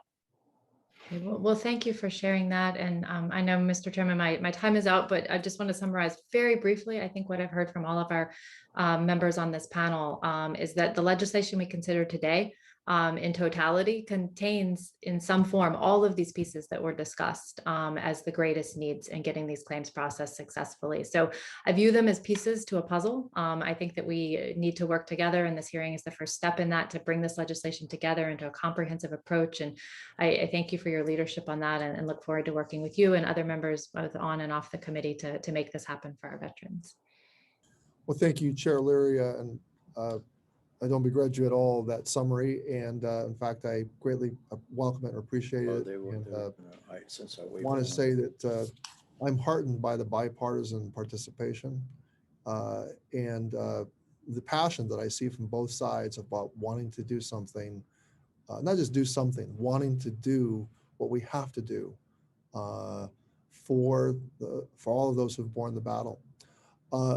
With that, I'm going to recognize the very passionate gentleman from Montana, Mr. Rosendale. Is Mr. Rosendale? I'm in. I'm with you. Okay, sir. Thank you, Mr. Chair. I appreciate it. It's good seeing everybody again. Ms. Keenan, please elaborate on VFW's belief that an independent panel to identify and study toxic exposures is important, and tell us whether the commission that would be established in the TEAM Act would meet that goal in a timely manner, because clearly everything that we are talking about here today focuses not just on treatment and recognition, but the timeliness of that. Thank you for that question, sir. Yes, we see this appropriate framework within the TEAM Act. We can't wait for VA to try to fix policies and procedures internally and have them reviewed. We need the legislation to impose this framework. And it's important that the Scientific Review Board and the Commission be independent from VA so that veterans are assured that there is a fair review of the science available. Very good. And you feel that this is the most effective way for us to do it in that timely fashion? We believe that the framework, which echoes parts of the very effective Agent Orange Act framework, will be effective and will be able to help as many veterans now and in the future. Okay. And why does the VFW recommend that NAS specifically review the health effects of the toxic exposure? We would be flexible if there was any, scientific body which was independent from VA. We like the National Academies because there's been experience with a collaboration between the National Academies and VA. So that's what we've been supporting, but we'd be open to other ideas as long as it was independent from the Department of Veterans Affairs. Okay, so the big thing is the independency. And should this be required in any comprehensive toxic exposure legislation that this committee advances? We believe it's essential. It's an essential component, as we talked about, the pieces of the puzzle, and it's one of those very important key pieces. Very good. Very good. Thank you very much. Mr. Chair, I would yield back the balance of my time. Thank you very much, Mr. Rosendale. I now turn to the gentleman from the Northern Mariana Islands, Mr. Sablon, for 5 minutes. Thank you. Thank you very much, Mr. Chairman, for holding this hearing. Again, to the witnesses, I have always had a depth of respect for the veteran service organizations, for all the work you do for your members, and eventually even your non-members benefit. I do need to give a shout out to Ms. Keenan, because the Veterans of Foreign Wars is the only VSO that it has a chapter here in the Marianas. But Mr. Price, there are times in hearings when after a hearing ends, people tend to forget what a witness said. But you, sir, your testimony today, I know, will be remembered and will even be discussed among some of the members. So again, my deep condolences to you and you on your loss of your wife, and I hope you and I think Ms. Keenan also will never have to suffer what your spouse went through. I associate myself with Ms. Chairwoman Luria's statement. On the different parts of these different bills that we have, we address parts of this problem that we have. So I'm going to ask us as quickly as possible to the VA. So the bills discussed today demonstrate a variety of options for approaching toxic exposure treatment in the VA. The TEAM Act creates a process for the VA to determine illnesses for which deaths would be presumed to be eligible for healthcare benefits if they serve in specific locations. Alternatively, the presumptive benefits for warfighters exposed to burn pits and other toxin acts create a list of illnesses that should be covered immediately depending on the service location. What is your preferred approach? If we could have the witness, please say, starting with someone take a shot, but we could start with Mr. Morosky, please. Thank you, Congressman, and thank you for asking that very important question. You know, some of the bills that you mentioned when we talk about, let's say, the Warfighters Act, the TEAM Act, the Burn Pits Recognition Act, we don't see these as competing or alternative bills at all. Quite the contrary, we see them as complementary bills, which are all doing different things and which are all necessary for different veterans. So for instance, the Warfighters Act would give presumptive service connection for any veteran that has any one of these long list of conditions of cancers or respiratory conditions. However, if a veteran has another condition that they'd like to claim associated with burn pit exposure, like a heart condition, let's say, they would be helped greatly by having concession of exposure. And any sort of claim that's, you know, not on the list of presumptions would benefit from concession of exposure. And then, of course, everybody who is exposed, regardless of their service-connected disability claim status, should have access, permanent access to VA healthcare, if nothing else for you know, preventative care. These are all things that Vietnam veterans have. We think that, you know, the current generation should have parity. So the answer is all of the above, sir.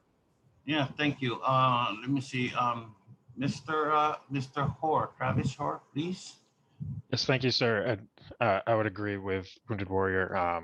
These are not separate options. We believe that these are all complementary of each other, and the current generation of veterans need these things now as far as healthcare and presumptive illness to protect those veterans that are sick now, and also to establish that framework in the TEAM Act in order to protect these veterans in the future. It's critically important to ensure that there's not another, you know, for example, 20-year lag time from when we started the war in Afghanistan to now to get that presumptive illness. We need to ensure that that process is a lot quicker than decades. Thank you. Ms. Keenan, please.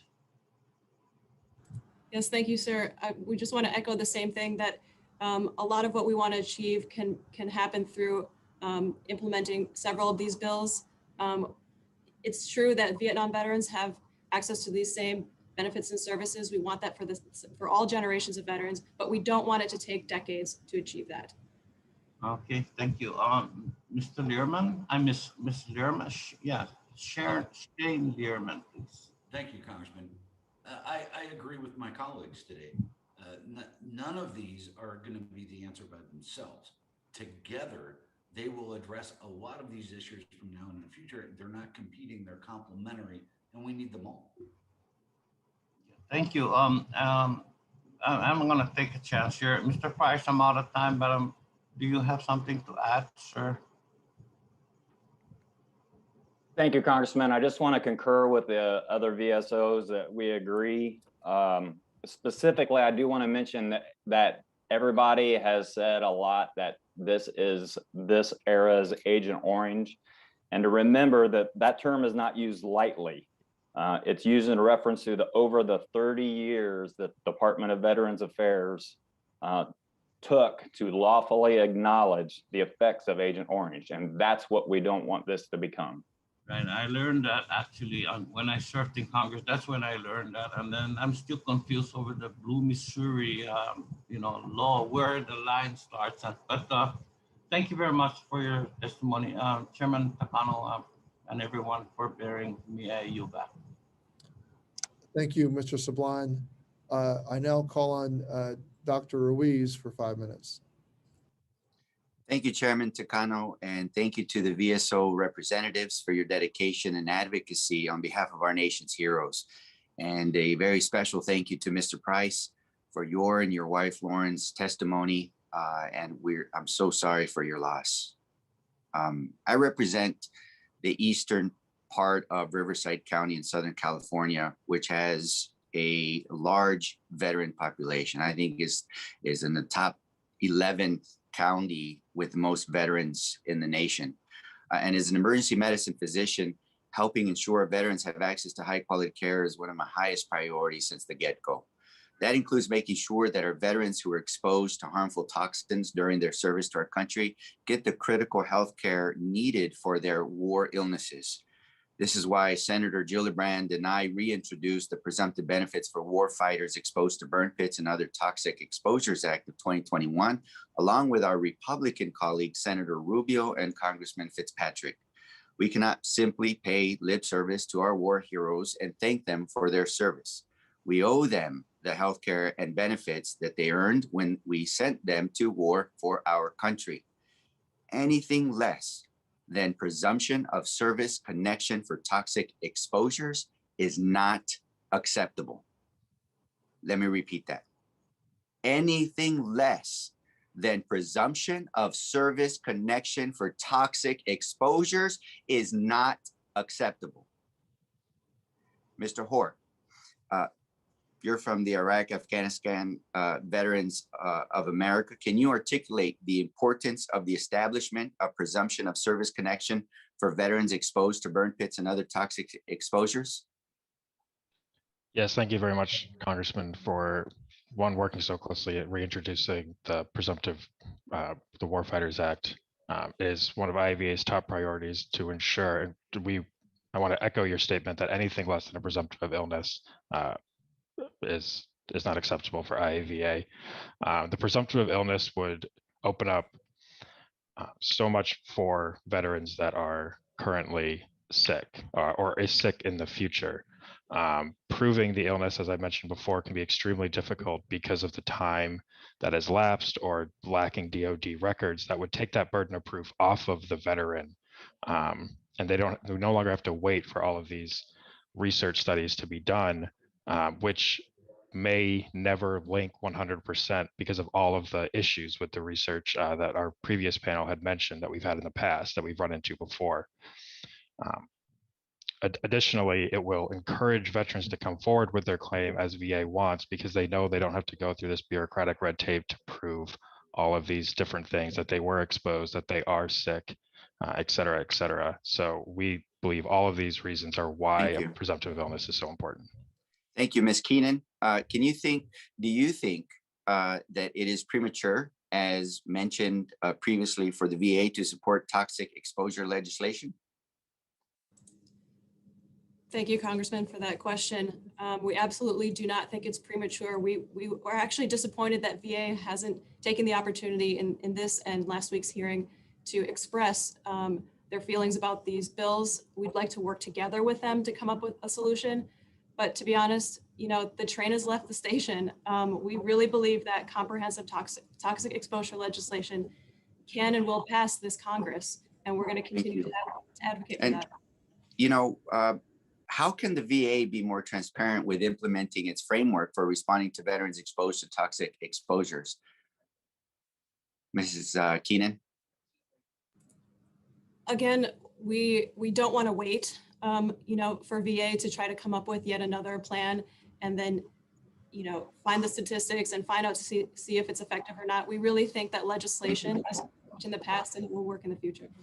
Thank you. Ms. Keenan, as you know, I've co-founded the Bipartisan Burn Pits Caucus. And for many years, I've laid out a framework, a public health scientific approach to the issue of burn pits. There's 4 pillars to that framework that I've been speaking for so many years. One is to end the exposures to the burn pits, to the agent that's causing harm. 2 is aggressively educate through outreach to service members and veterans exposed to toxins and train providers and personnel in DoD and VA and the general public.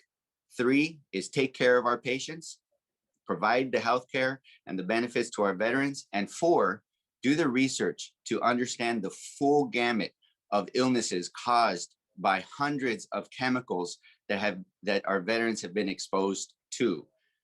So those are 4 pillars and approaches of a framework that I've been speaking about for many, many years. And if we take those as pillars as a committee, then we will ensure that we address this issue once and for all. With that, I yield back my time. Thank you, Dr. Ruiz. I now recognize the chair of our health subcommittee, Chairwoman Brownlee, for 5 minutes. Thank you, Mr. Chairman, and thank you for holding this important hearing. It's just, to me, it's indefensible that the men and women who serve in our military, who are already at risk of injury or death in fighting the enemy, are then put at further risk being exposed to these burn pits and toxic exposures. And I think if this kind of thing happened outside of the military, it would be a culpable action.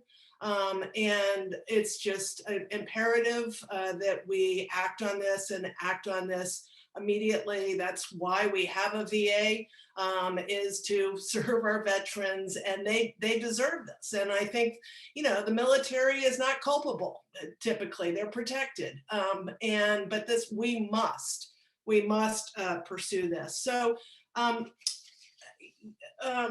Mr. Hoare, in your opening comments, you talked about 88% of your members have been exposed to toxic exposures, and probably more burn pits than anything else. And you talked about your own particular story around that.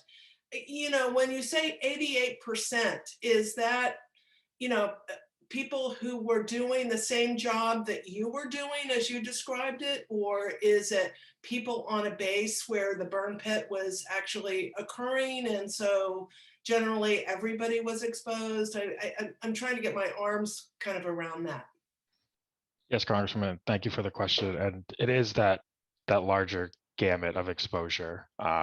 By the VA's own estimates, I think it's 3.5 million veterans are eligible for the burn pit registry, which essentially lines up with every veteran that's deployed post 9/11 or since the Gulf War, the 1990. So it is that larger group, and we're seeing health effects from everybody, from the people that were burning the burn pit to the people that were sleeping by it, to people that never even saw one, but it was on their base somewhere. And I've heard stories where, on bases there were burn pits, but there were, millions of dollars of incinerators sitting on that base that weren't being utilized just because burn pits are more convenient and easier and perhaps faster. So again, culpability. But Mr. Murawski, you talked about, preventive care, and I'm not quite sure exactly what you mean in terms of preventive care. If somebody's been exposed, they know that they've been exposed. Are there, medical procedures that can be done to help mitigate possible disease? I think I'm really just referring to, having access to a primary care doctor at the VA who's aware that you've been exposed to toxic substances. And, I think cancers, especially, and some of these, respiratory conditions that are caught with routine testing, have much better prognosis than when a veteran has no access to VA because they've timed out of their 5 years, and then they're so ill that they have nowhere to go except the emergency room when they have nowhere else to turn. And usually, serious life-threatening illnesses that are diagnosed at that stage, the prognosis is very bad. So what we'd like to do is bring everybody in that was exposed, have them be able to have access to routine testing so we can catch things earlier and save more lives. Congresswoman. Yeah, thank you so much. And Mr. Price, I weep with you in terms of the loss of your wife. My heart breaks, as all of our hearts break for you, and the loss of your loved one. And it sounds as though you guys had a wonderful marriage and were connected at the hip for a very long time and shared many similar experiences. So It's a very difficult loss. And if you could just tell me exactly what Lauren did to be exposed to toxins. Yes, Congresswoman, thank you. Lauren was several items within our unit over there. She was basically the lead administrator for the company, which at times took on numerous roles. She was the motor pool battalion leader, and she would take vehicle parts over to the burn pit. The burn pit really wasn't that far away from the dining facility. It really wasn't that far away from the main gate when we were coming in and out of going on convoys. Depending upon which direction the wind was blowing, we could smell it at night while everybody was in their hooches sleeping for the night.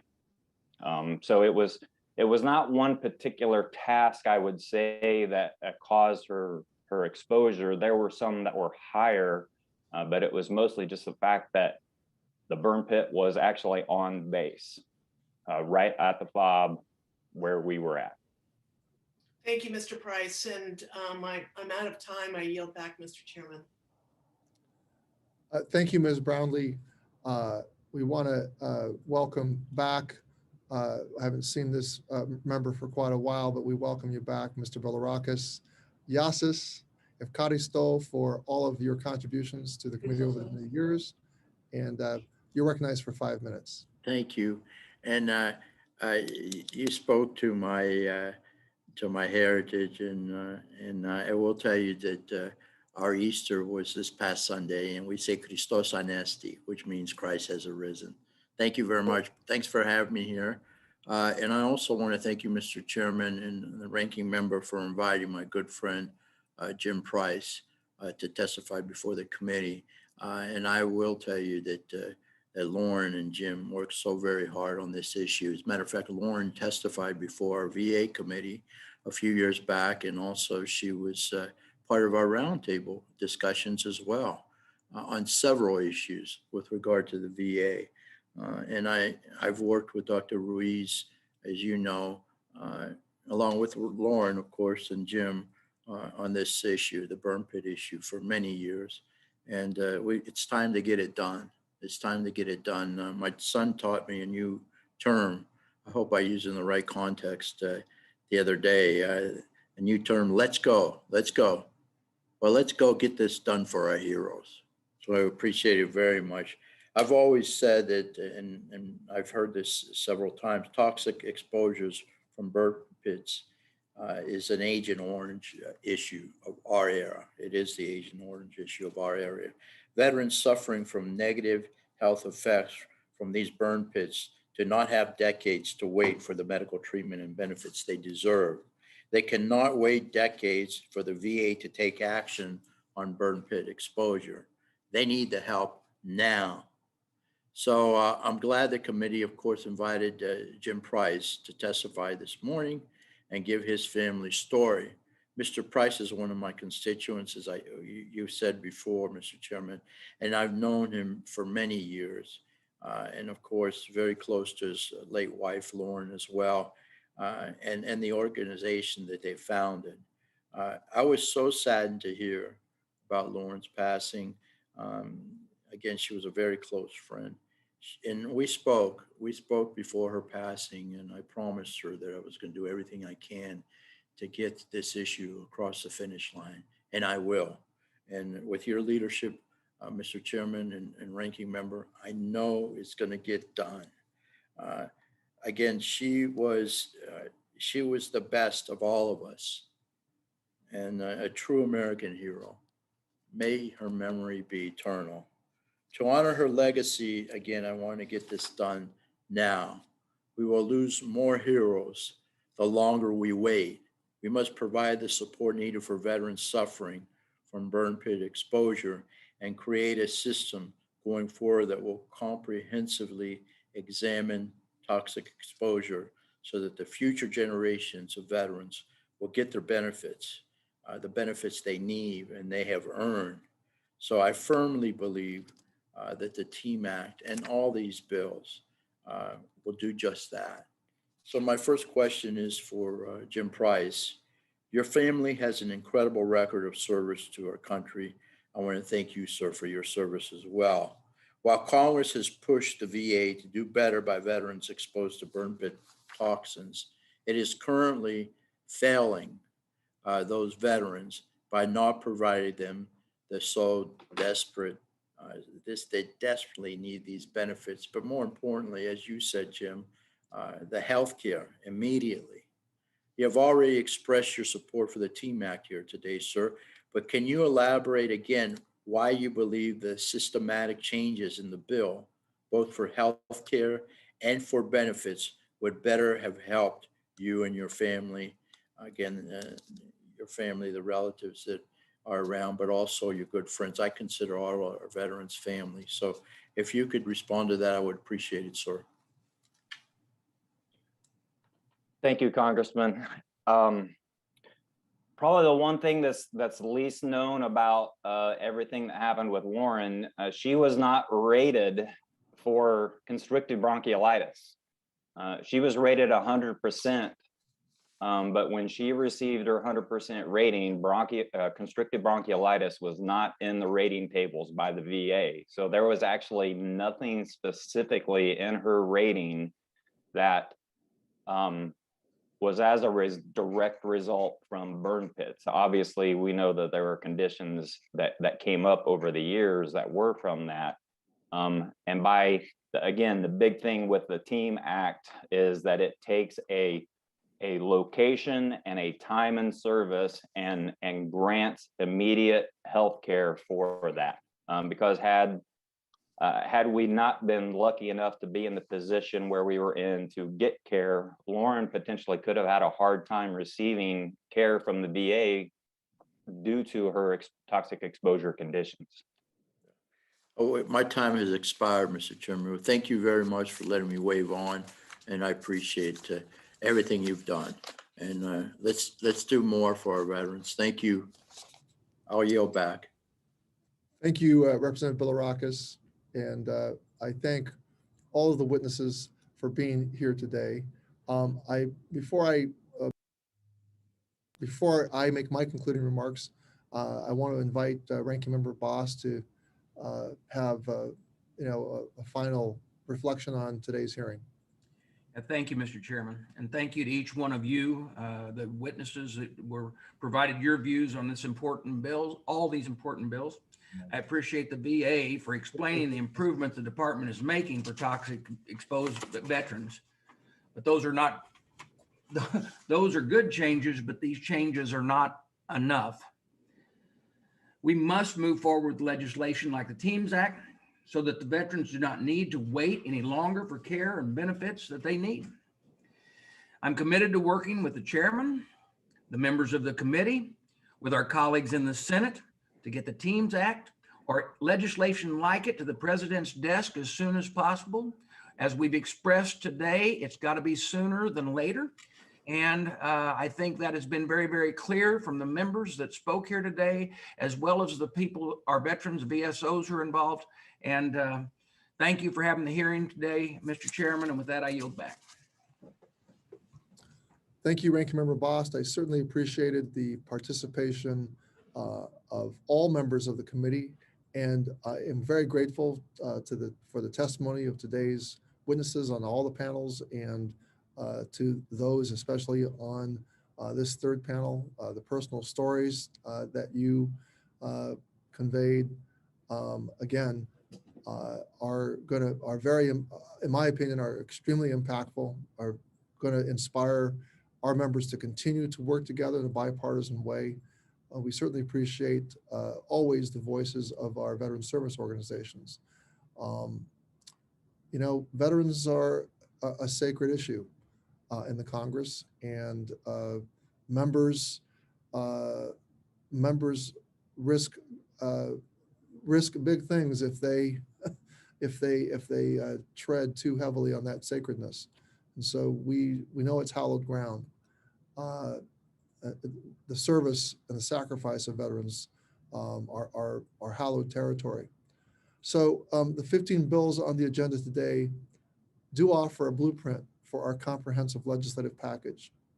I'm going to say this, 2021 should be the year, and it will be the year, we pass comprehensive legislation that meets the needs of all veterans, current and future, who are exposed to toxic substances while serving our country. I'm hopeful that what will come out of this is comprehensive reform of the benefits process for military toxic exposures, a reform by which our nation's veterans can trust that their government is looking out for their best interests and will honor our promise to support those who have borne the battle. Thank you again to all the witnesses for joining us today, and I look forward to the work ahead. I just want to say that all members will have 5 legislative days to revise and extend their remarks and include extraneous material. Thanks again for your appearing before us today, and this hearing now stands adjourned.